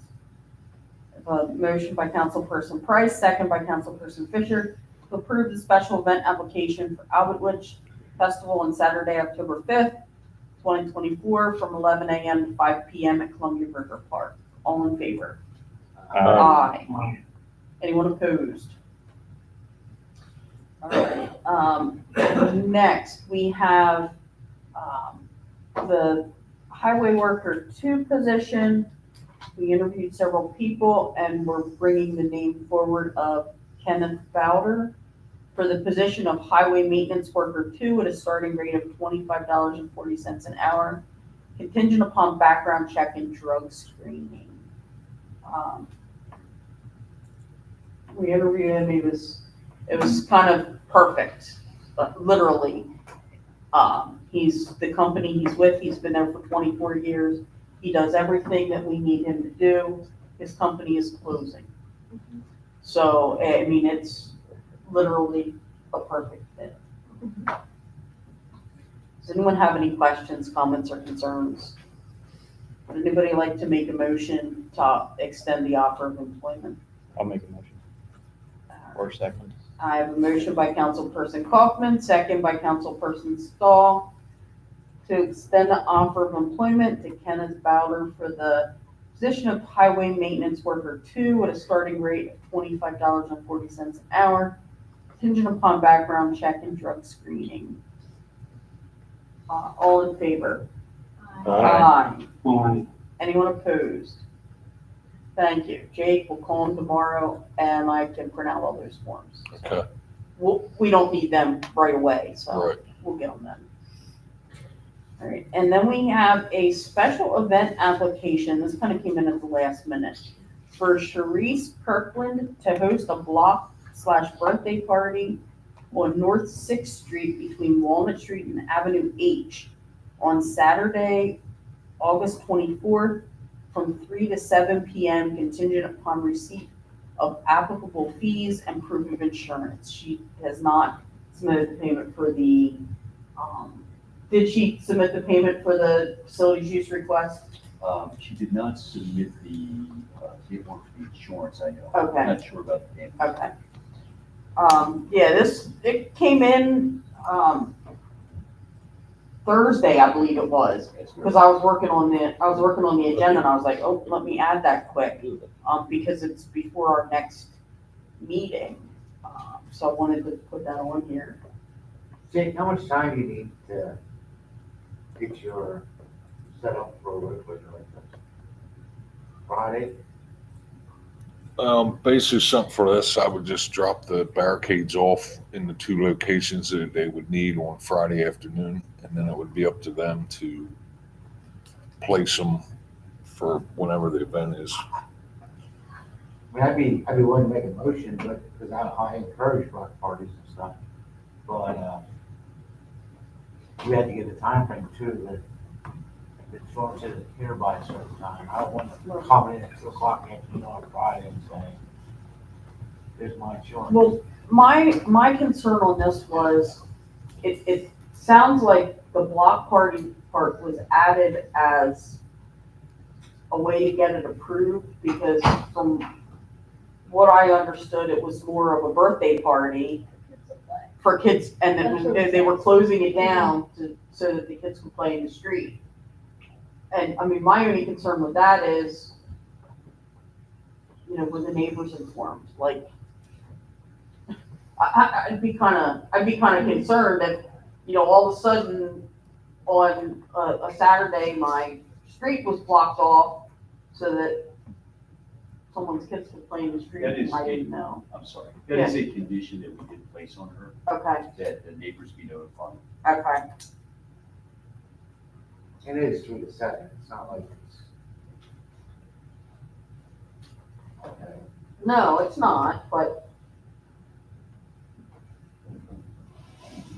you get someone that's going to get groceries and then they can't get back to their house because they got all the groceries and. Yes, Mary? Heather, I would ask that the barricades be placed to the north side of Avenue H.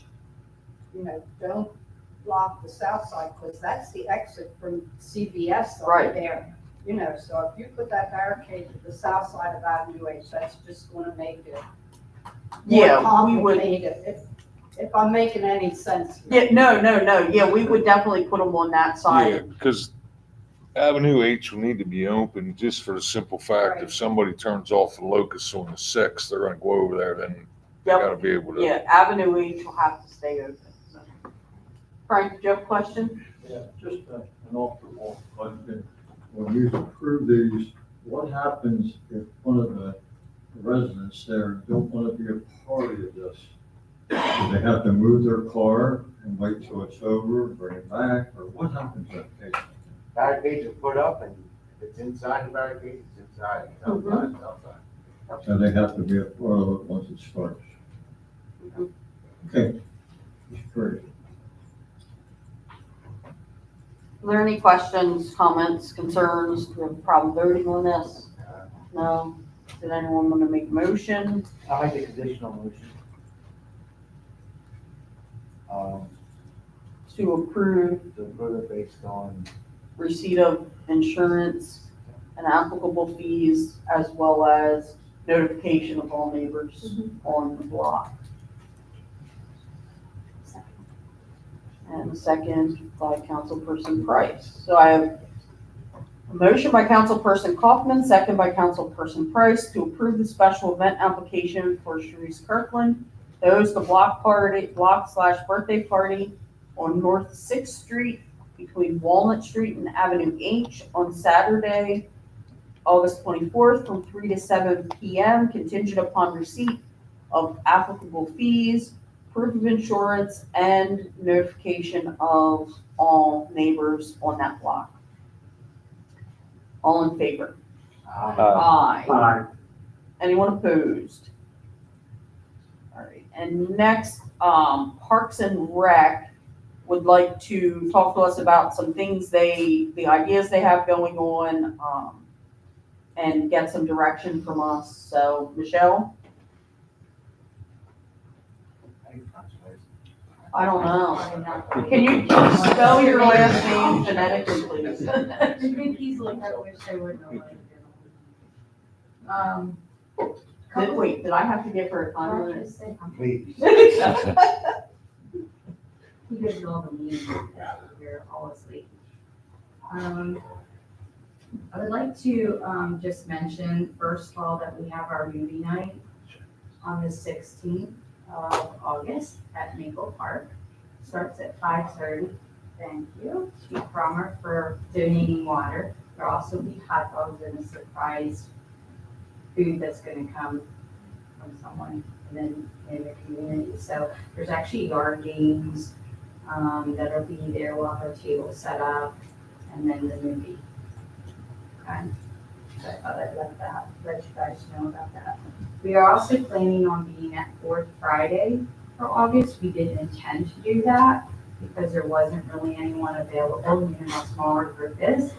But I was able to get some volunteers to man that. I'm out of town that weekend. So we will have a table set up with the Frisbees. Everybody knows about our table, all our stuff that I've been searching for, Frisbees and chalk and everything else. So that table will be set up on Fourth Friday. Our intention is to be in the public eye at least once a month at events and partner up with different other community things that are happening so we can be a presence in the community. Did we get the tablecloth? We did. Okay, so someone did obtain Yeah, that? Todd got it and then Wilson had it. Okay.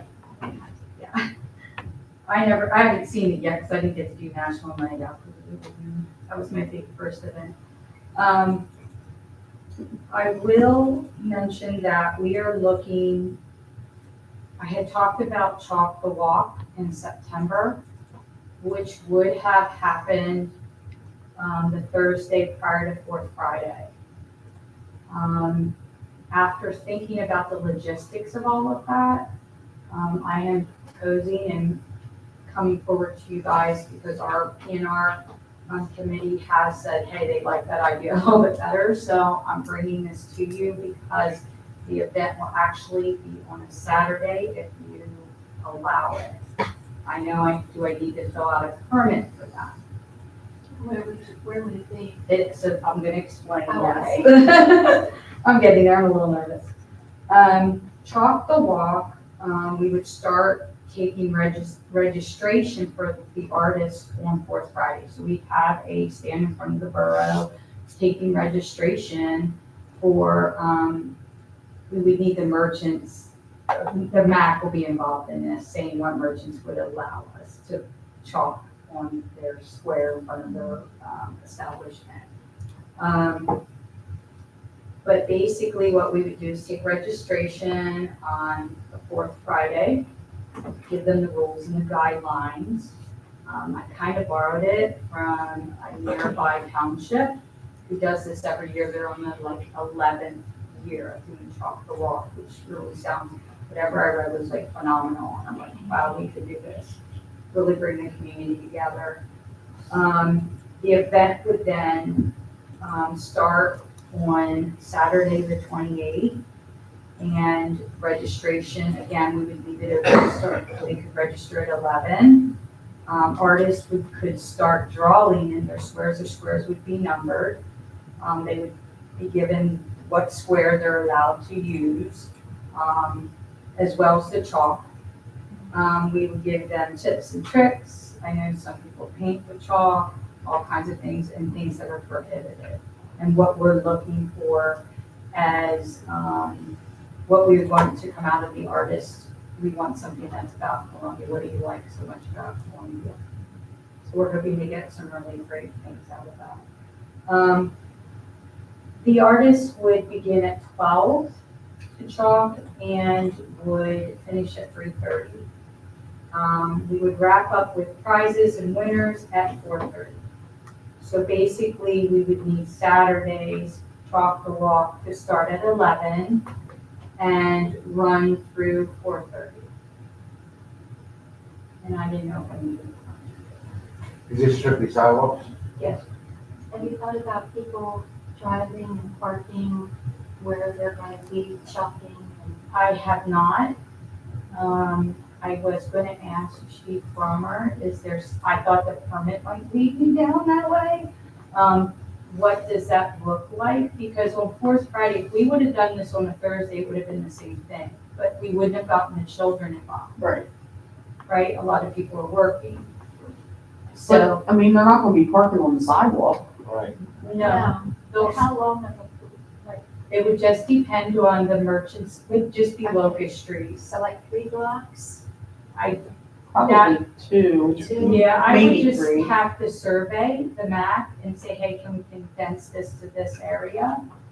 If that's what we want to do. I just don't want to not include the Merchants Association. Right. Because that's part of the highlight on that Saturday. People come into town, we want them to go to our stores. Do you even have, like it measured out where they're? Well, yeah, that is, You know, each how block kids, they will, get just it's each all involved and square. excited and don't run out on Right, the road. they would be assigned. And customers coming into the stores. That would also be considered, yeah, yeah, all that's being considered. There's all kinds of rules and regulations for that. I just need to know if I'm allowed to do it. How big is the square? The regular, whatever, We're gonna use regular. one single Just one square. single square. Each person would get one square. I was gonna say in answer to some of the questions. You know, Locust Street, most of the sidewalks are 2 squares wide.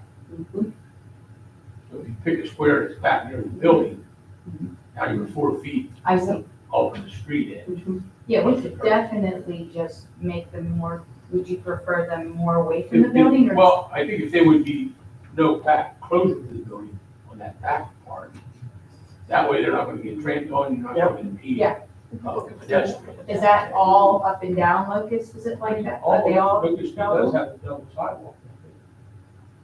I think they're all wide, okay. That makes And just sense. as we do for the two-day cleanup, maybe you could also give some sort of safety information, Yeah. for those participating. That actually is in the guidelines that I got from the other township. I was glad that they kind of wrote it out and I can modify it. Yeah, I mean, I don't think we need anything special. Do I need a permit? Because it's a borough event. Yeah, it's a borough event. Yeah. So I'm okay with it.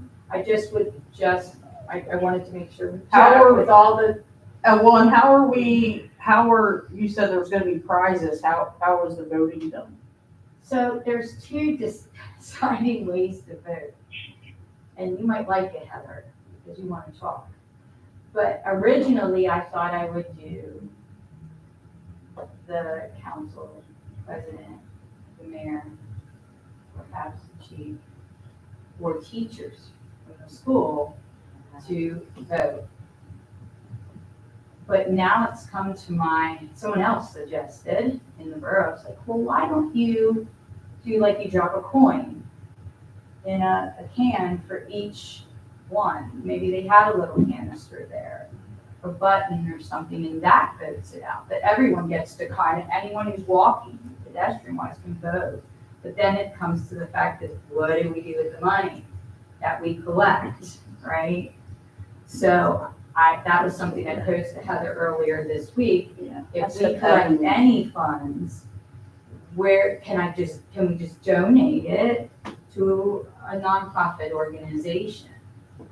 What if you had like little candies and they go to the candies and then let the kids take the candies? Well, we even said, bingo buttons or buttons, Okay, and yeah. like, we just would provide that, but we did talk about change.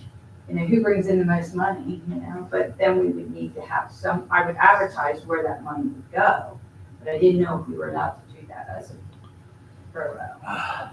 That's where it gets very hairy, but because it's a borough event, I would say to err on the side of caution that if you were going to donate it, it would have to go to one of the organizations that it's allowed to go to pursuant to the borough code.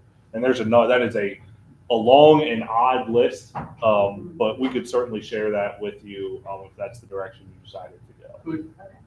Could it not go into the Parks and Rec committee? It could do that, absolutely. I mean, I didn't know. For we example, could. if money's collected, they could do other events with it. yeah. Yeah, but I didn't know we were allowed to do that. Yeah, as long as I you, don't know if we, Wouldn't you have had to say, hey, this is for the purpose to purchase swings for the parks, or would you have to I don't- designate that you're raising money for that? I think you'd have to tell people that you were raising money essentially for the government. And people can make donations to the government if they'd like to, but I think you'd have to tell them Say, hey, that we're raising money for the Parks and Rec for our Commission. future event. Yep. Yeah, I would suggest you get either a local artist, maybe a merchant, or I like the idea of a school teacher.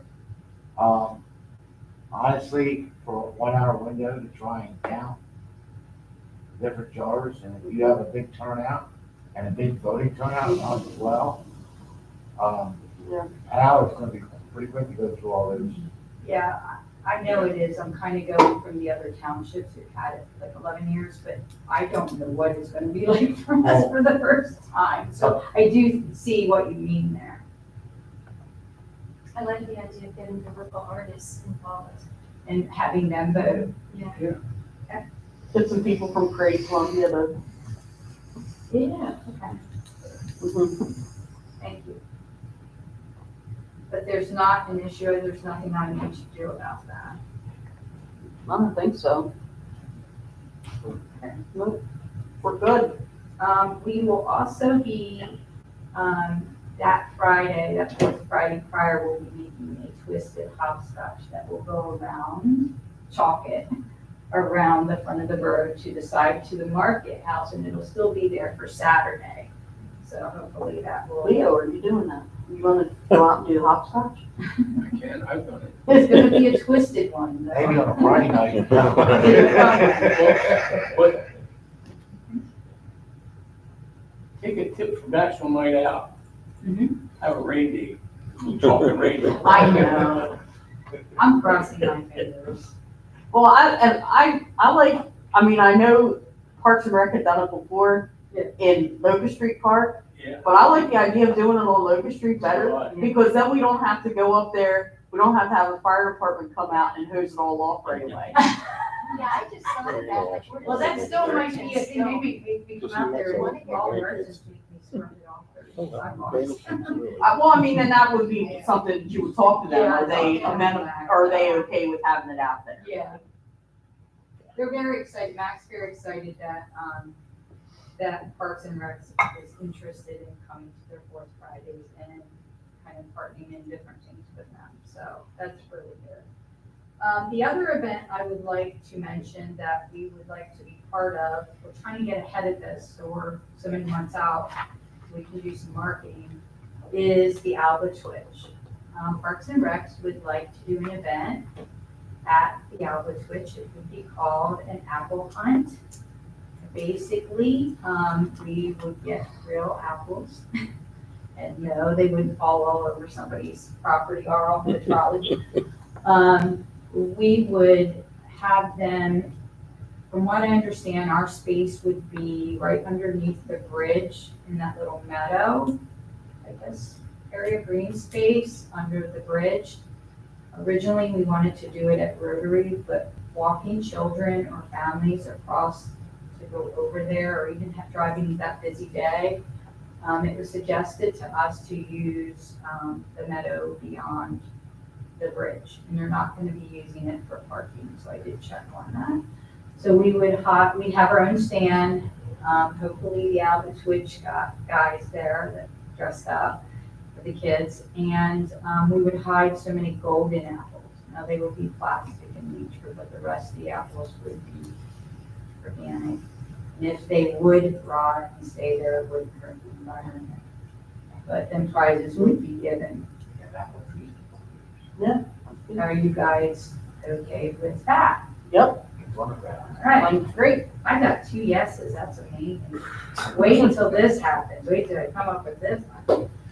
Okay, so I'm coming here to ask about our FB page follow-up. If you have any answers on whether or not Parks and Recs can have their own FB page or have an adjacent FB page connected to Columbia Borough, so we can announce our events, to know how many people could be coming, and just have event announcements.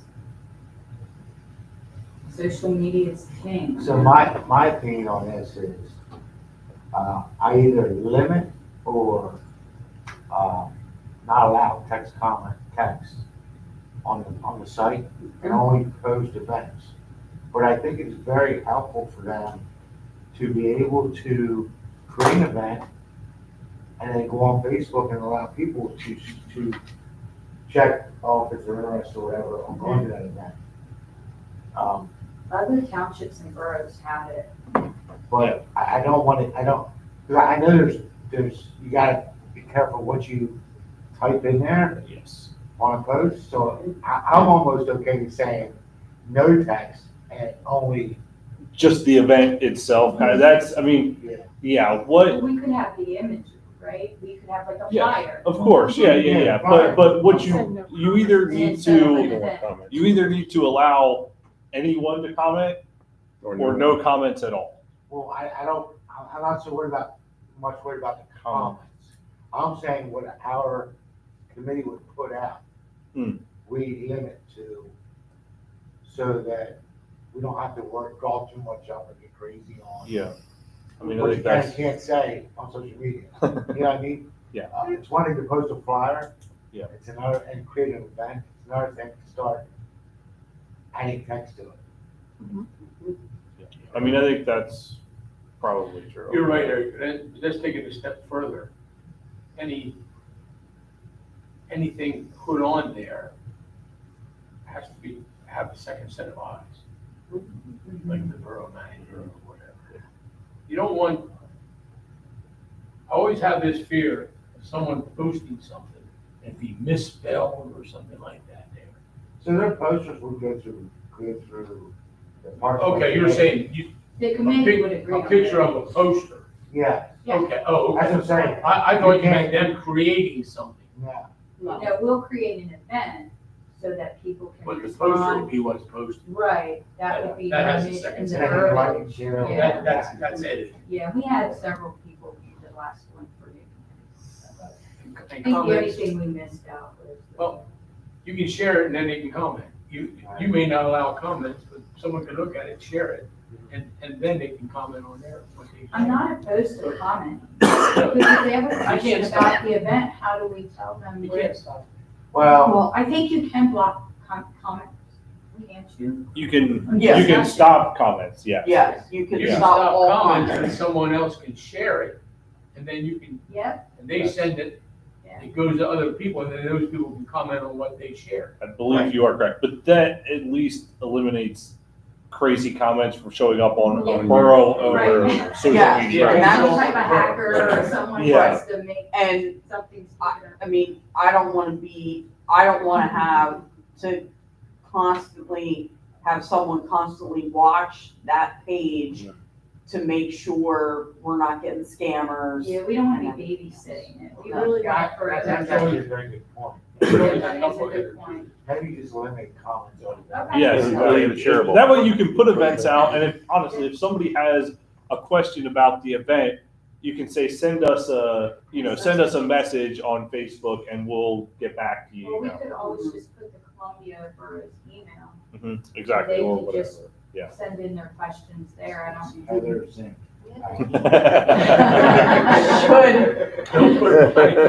She still managed the page, she did not. Should the borough create it and make someone there an administrator? Or That's- make one of them the ability to comment so that we still maintain?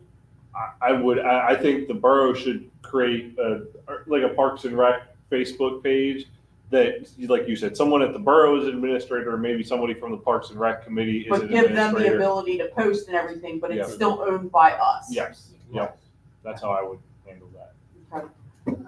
With that being said, since we're talking about emails, I just had a comment um, on Facebook. I don't really like the idea of it being an exclusive communication platform because not everybody's on it. And believe it or not, not everyone's on Facebook anymore. So I guess the only thing I have against our use of it as an official communication platform, I guess I'm not opposed to it being like a side thing. right. But I don't think it's fair to the residents if that's the only place, if it ends up being the only place that No, it those still things needs are to be on, posted. it still needs to be on our borough calendar as well. And flyers out and All right. yard, yeah, this is all part of a larger marketing plan to inform our residents of programs that are going on, but that was a good question. Good, thanks. Yeah, no, we're not gonna eliminate paper. Perfect.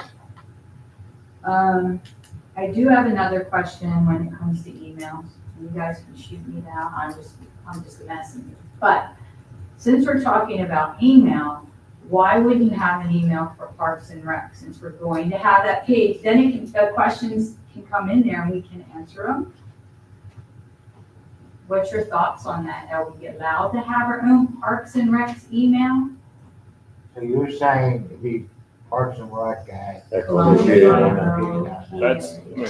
That's a completely up to you guys question.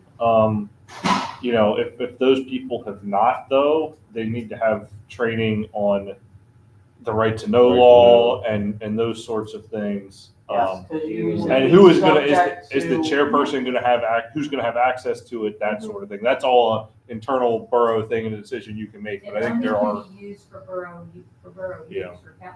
for our community use, right? So. Right. Would we, as committee members, allowed to have our own that would say Parks and Recs, Columbia Borough? What do you mean, your name with Park and Like your That's name? what you want, okay. Do any of your other, No. only borough council, right, really has Yes. employees, yeah.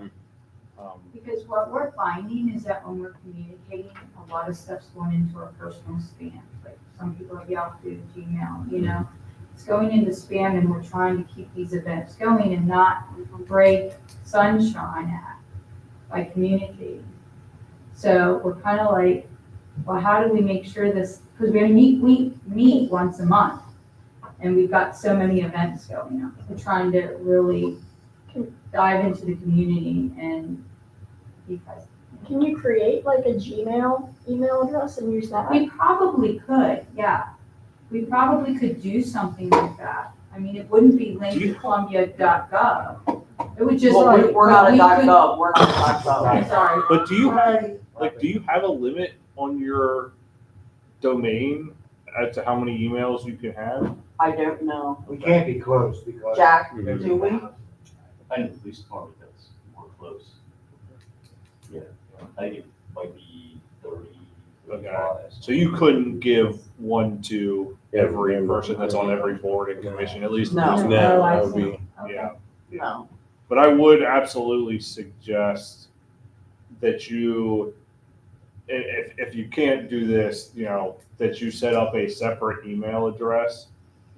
Just again, because of the right to know law, you don't want someone gaining access to your personal emails if you're communicating about things with your personal email, which can happen. So just, Yeah, that's what we're doing. That's Yeah, what, I yeah. think Megan uses the river part. I mean, but the rest of us all have personal email. Okay. Yeah, I would, that's something maybe we need to address with some of the boards and commissions, is getting some training on the right to know law and some of that stuff as well, because it sounds like we Yes. need it here, yeah. I do like Joanne's idea of doing another one that we all just kind of have Yep. one. And then, but we also need to be cognizant, just because we have this, we still can't break sunshine. Yes. You can't do that. Yeah, I don't see that being right either. Because you're operating as a borough committee. Yes. You're doing borough business. You're doing borough business, but you're conducting that outside of borough's control. We're already doing that, if we all have our own Yahoo, Gmail, everything. You right? understand what I'm saying? Yeah, they're not violating sunshine, but they're using their own personal email. Which is going to But yeah, spam. but if they set up, for example, a Gmail account Right. Yeah. that's outside of the borough, Yeah. but they're using the borough's name, Mm-hmm. depending upon what someone puts on there, that affects the borough. Yes. It has to Yeah, be I don't controlled. know if I do that. I don't know that I would use the borough's name. No, I don't know if I would do Well, it that way. you're gonna be using Columbia Park and Rec Commission, You can make any kind of email address you want. but it has to be something that people can recognize. No, but this is more. for This is just. for the Internal five communication of between us. committee members, Oh, right? Is that, am I I thought you understanding were that? talking about sending No, people. no, So, just like, for amongst example, us. you're chalk the walk, you're sending things out. No, Okay, no. okay. no, it would just be our committee people. Yeah, no. I mean, well then, I mean, should each just be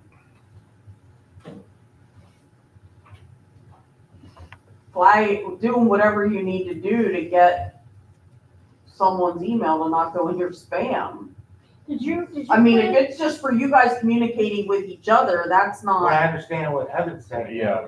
yeah. You really have to watch that if you're using your personal Yeah. emails, Yeah. because somebody can request, any emails that have been sent back and forth, and you never know, that can lead to problems. If they're going into your personal, yeah. Oh, Jesus, Sarah.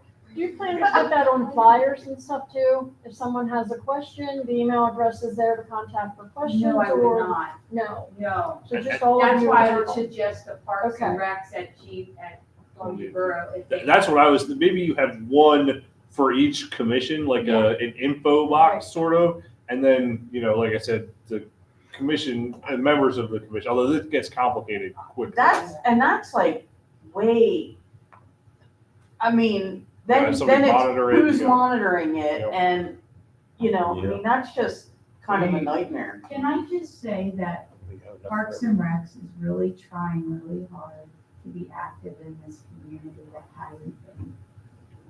And having that, and we do want responses from our community to tell us what they want to happen in this community. Like, hey, we really would like to see a park program, because a lot of them are going on social media and complaining publicly, and it's making us look bad. So I'd prefer them send it to the Parks and Recs at Columbia Borough email, hey, have this idea, I'm seeing a lot of kids just running around, they're skateboarding and they don't have a skateboard park. Do you guys think you might want to do that? Rather than going on to a site to complain and not have the full facts or truth. Well, someone just said that, create that email account, Mm-hmm. and then everything is dumped into it. Yep. You're not talking back and forth with each other, but it's the all those The public would have emails that. are dumped into that account, Mhm. and then someone can go and pull them out and read them. But you gotta have somebody to do that. You gotta have someone to Can do you- it. That's what you have You to would care. commission one of us and then somebody else that could watch what was going on. Like you were saying, pull them out. Can you set up an email that's simply to receive, but isn't for back and forth communication? But those questions or comments can be addressed in the public meeting of the Parks and Rec. Right. Right. I agree. Good idea. Great question. That way there isn't like, Or you send you aren't them off like, to Parks and- Yeah. you aren't accidentally responding in an official, What we could do is have a Manner, so to disclaimer that speak. goes out, don't reply to this, thank you for your email. You know, join us at the next Right. Parks and Recs meeting on, Get them every now and then. Do not reply. yeah. We could do like a disclaimer This is back. our monitored email box. Yeah. I don't know if this needs to just be a bigger discussion, but. well, that's for if an email goes out and automatically sent email, do not respond. But we actually we would want an inbox No, I think. that people Thank can you. write to. I think what you can do though is, just like I'm going on vacation. Set up a response. rule, yeah. Yeah. Right, you can set up a response so that when somebody sends them an email, they'll Right. automatically get a response to say, hey, this will be discussed in the next meeting, which Yeah. is the And you're welcome to come to it. the Here's first day. Thursday of the There you month. go. Yep. Get with our IT people. Mhm. Okay. So thank you for taking that, and I don't want to take up more of your time, but there is, the whole idea about the logo. I did talk to Todd, and Todd did get me and send me the actual images in black and white and in its color for Parks and Rec. He did a lot of explaining. We talked about it because we want to change the color to green. Okay, not that we're changing the Columbia Borough logo, but we would like Columbia Parks and Recs, your parks. We like the your town, so we want to do your parks, but we want to do it in green because when people see green, they see grass, trees, which just automatically, and he said you can do the entire logo that way. Put it down in the corner. He says a logo is a logo. Put it down into the left-hand corner, and then you can do like your silhouettes in the background of swing sets and Parks and Recs and green, and we want to stay with that whole green idea. And he didn't say it was a problem. He just said you're just going to turn it the whole logo green. Right. On a Do you want me background. to chime in here? Yeah, go Yeah. ahead, Todd. Yeah. Because I'm sort of Yeah. torn on that, because to me, Yep. when you have So- branding, it's one Yeah, color. he'll explain. Right, and that's exactly what we talked about. If you see the trucks that are driving around, the Borough trucks, you'll see in black Columbia and underneath Public Works.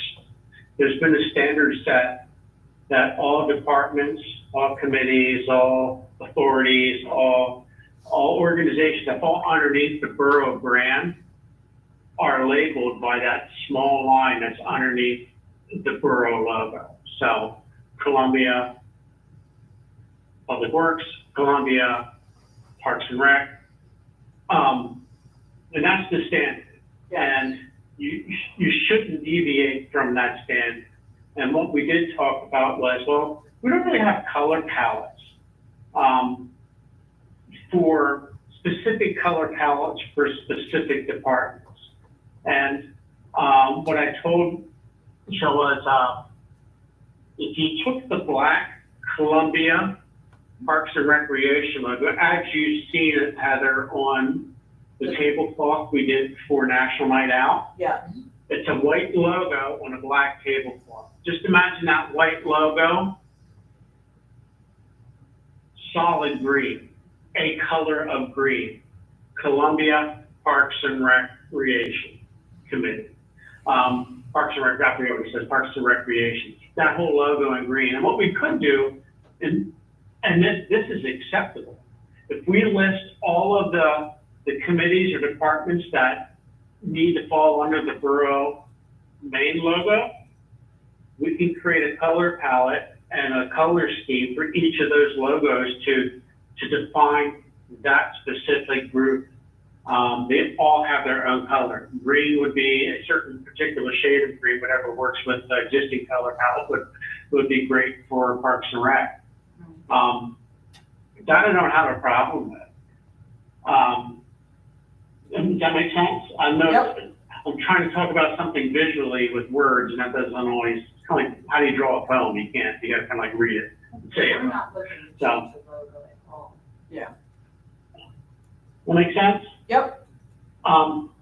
but I'm not the logo police, you know what I'm saying? It's not like, We are. and here's what I did share about the your parks.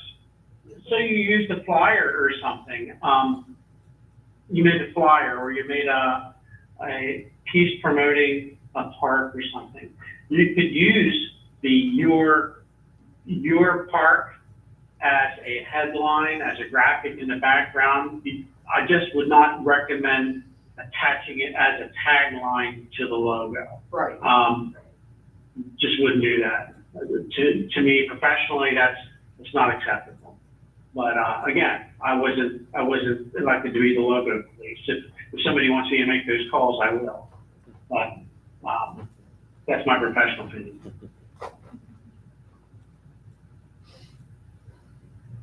Make sense? Yep. Makes sense. So out of this, I kind of would like to make Todd the local police. Yep, I'll second it.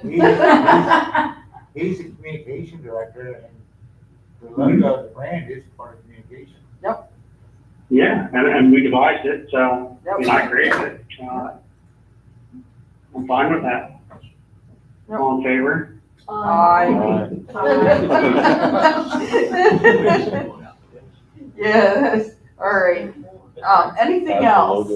No, I believe that's all for now. I think eventually we wanna. I do want to say one thing.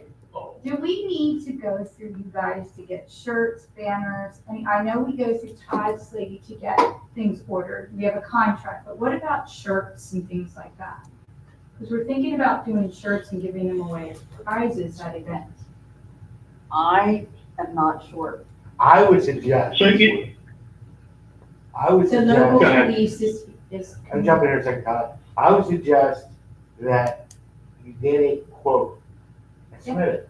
But I didn't know who I would get that Well, from. normally we go to Jake. Well, no, I I'm think we saying go who to, I does think it, we get them at B&T? B&T, don't we? Oh, Is it yeah. B&T? You do. Typically, you go to B&T, yes. Okay, thank you. I didn't know that. But there's a difference between 5 shirts and Right. 50 shirts. Yeah, there's. And if they want to do some promotional program or something like that, I think they ought to come to us and just submit a bill. We would like the whole borough to wear our shirt.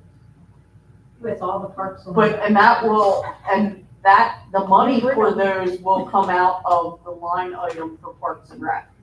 I understand, but I still think we ought to approve it. Yes. Yes, you still need approval, but I can't take it to the borough manager. I have to bring it to you guys first. It depends if he wants to make a decision or not. Yeah. Any borough manager. Yeah. If you're getting a small rush, it's like a handful, maybe a dozen or something like that, I would totally go to Vistaprint. You can buy one-off shirts at Vistaprint. Okay. Yeah, but you have to put like on a Borough credit card or something like that. That would have to be something that, somebody at staff would have to buy, purchase with the credit card. I also suggested this not so long ago. What if we had a Borough merch site where we could have, T-shirts, hats, mugs, whatever you want, online, you can purchase them, right? And not to generate revenue or anything for the borough, not to be a profit center, but just to give folks access to the borough brand. Hold on. Go ahead, Todd. We refuse set up. Yeah, I just want to mention one thing and not to rain on anybody's parade, because I think that's a really good idea. You have to be careful what you would sell in those, because what you don't want is someone to have the same shirts as what your borough employees are wearing or what you guys are wearing, that they can then potentially impersonate a codes officer or something like that. So you just have to be really careful with that kind of stuff, specifically in this kind of context. Sure. Totally. I'm talking about stuff that's for the public. Yeah. Yeah. Is there anything against it being a profitable venture though? Yes. As the borough? Look at Peter, he's like trying to figure out. That's great. I don't know if it is or not. I mean, is it wrong? I don't know. Is it legal? I don't know. My intent was not to have it be a profit center. If it makes profit, it's okay. It isn't accurate. That's icing on the cake. I just want people wearing the brand of the borough. People that live here, people that visit here, send them up as gifts. You know, I can say put it everywhere. I don't know offhand of anything that would make it illegal. I can tell you that one of the municipalities that Derek and I both represent, they are doing like some renovations and they are selling bricks as kind of a fundraiser. And they're certainly making a profit on those. Yeah. But like I said, I don't know of anything offhand. We can certainly look at that, but I think you could, if people are willing to do that, and like I said, people can donate to governments if they want to above and beyond their tax obligations. So I don't think there would necessarily be any problem with that, but I'll have to look into that. Yeah. Yeah. If you were to put a disclaimer or something like, oh, profits, proceeds from sales go to the general fund for the borough or something like that, so people would know where their money's going, I suppose, yeah. I would just say, I think it should at least cover the cost of any effort that goes into it by the borough employees. So Yeah. that way we could actually make sure that we put good, upstanding effort into it that passes by the logo police for approval. Yeah. Yeah, that guy. Yeah. Sell them in the market now. That's right. Mhm. That's right. Okay, we need to go Thank over you that. very I'll look much. into that.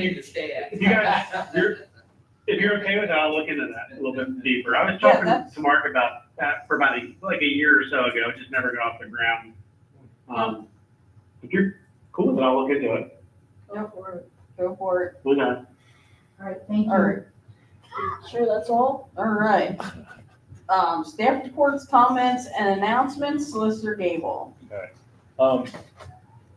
One thing I will report on is that we have completed the sale of the large portion, or the eastern portion of the Blue Lane property. So that is taken care of. You guys should see a check within the next few days. We've been doing a major technology upgrade at work, and so we haven't had access to get some of that stuff out. Also, this week we'll be completing the sale of 740 South 12th Street to Mr. Galtrick. So we'll get that all taken care of, and then we'll get working on some of that legislation as well, so we can get that taken care of. I did just send comments over to Paula on the short-term rental ordinance that had been provided to me. Kelly, I sent that to you as well. So I'm hopeful that should be on the Planning Commission's agenda on the 20th, I believe. So, yeah. So hopefully we can move forward on that as well. All right. Derek. Just to announce the work that was authorized, the remediation work over at Shawnee Run has been complete. So stop on out and take a look. Otherwise, as an update, just no news yet on the CDBG application. And we still have not heard from our local share grant for the Public Works building. So all of our grants are still pending out there right now. All right. Secretary Treasurer, Mr. Graham.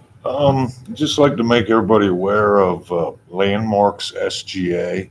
We'll be conducting the surveys in the historic district this weekend, the 17th through the 19th. So they will be taking pictures of properties. They'll be in the right of way. They won't be entering private property. So that'll happen this weekend. All right. Anything else? Is that it? Nope. All right.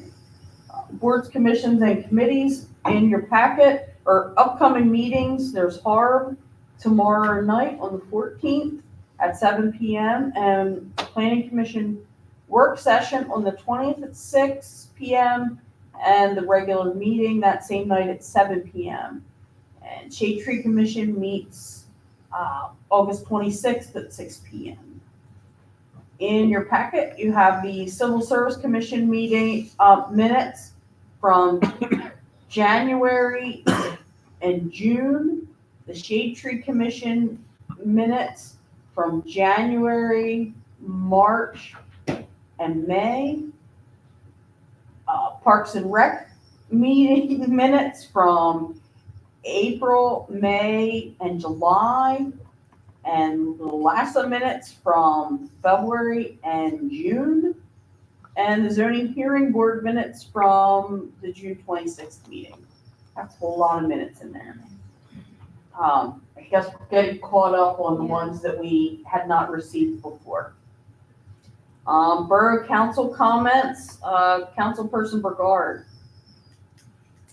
Yeah, hey, I think it's important to acknowledge all the work that council members, especially you, Heather, Jay, staff, and all the folks that have put time, energy, and effort going the extra mile to fill these vacant positions and deal with our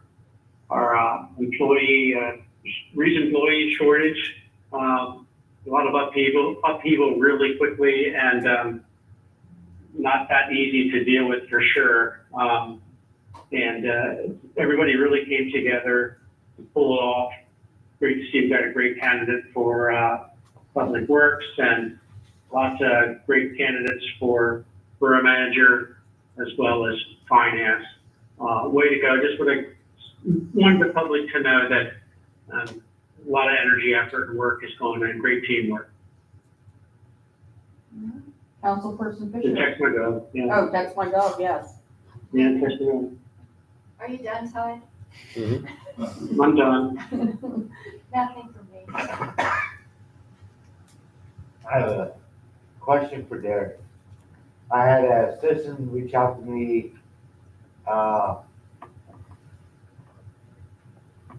Hampton Park Avenue corner. Sidewalk is deteriorating due to water flow that's running off the street during storms and over the sidewalk.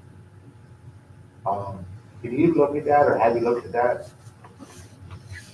I can look at that, sure. Sounds like the curb's too low. I drove by a period ago.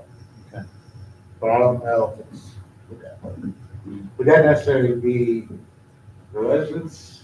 Would, under our current, so again, it being an isolated incident, and not part of a borough project, the ownership and maintenance of the curb and sidewalk reverts back to the owner.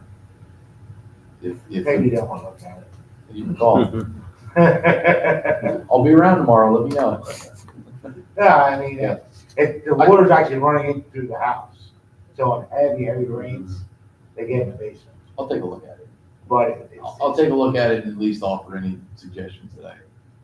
And I believe that is the northwest corner, correct? I don't know my direction Is it Tina's? Yeah. Yeah, the northwest corner. What's the address? 10th, you said 10th and Park? Yeah. Okay. I'll make a note for tomorrow. Thanks. Thank you. Yep. But that's it.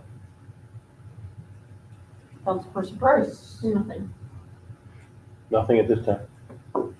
Nothing, thanks.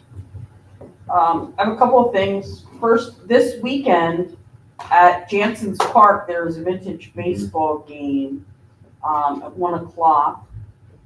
So that should be cool. This is the second year they had it there. It's pretty neat to do. And one other thing, I got email this week from Rebecca Sollenberger at Senator Allman's office. On July 15th, Governor Shapiro signed Act 63 of 2024, which is an omnibus road naming bill. Included in there is our request to name the Route 441 bypass bridge the Major General Edward C. Shannon Memorial Bridge. So that has officially been approved. And they actually used, I was reading the legislation today. They actually used all of our verbiage from our resolution in that piece of legislation. So that's pretty awesome. Are they gonna send us a plaque today? There is going to be a dedication ceremony in October. At this point, we responded, we said, did we say 10 o'clock? Yeah, I think The on the 6th. 16th Yeah. at 10, October 16th at 10 a.m. So we'll have more information as that's being done. It's being coordinated between Senator Almond and Representative Miller, so that's pretty cool. I was all excited. We got it done.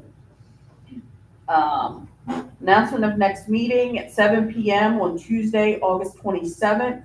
Council will hold a regular meeting.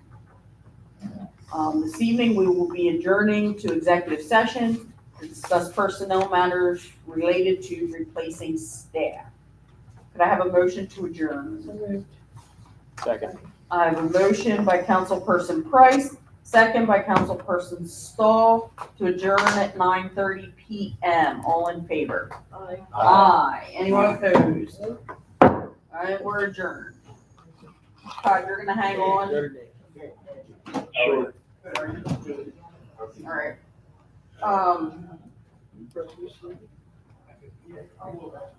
the camera go.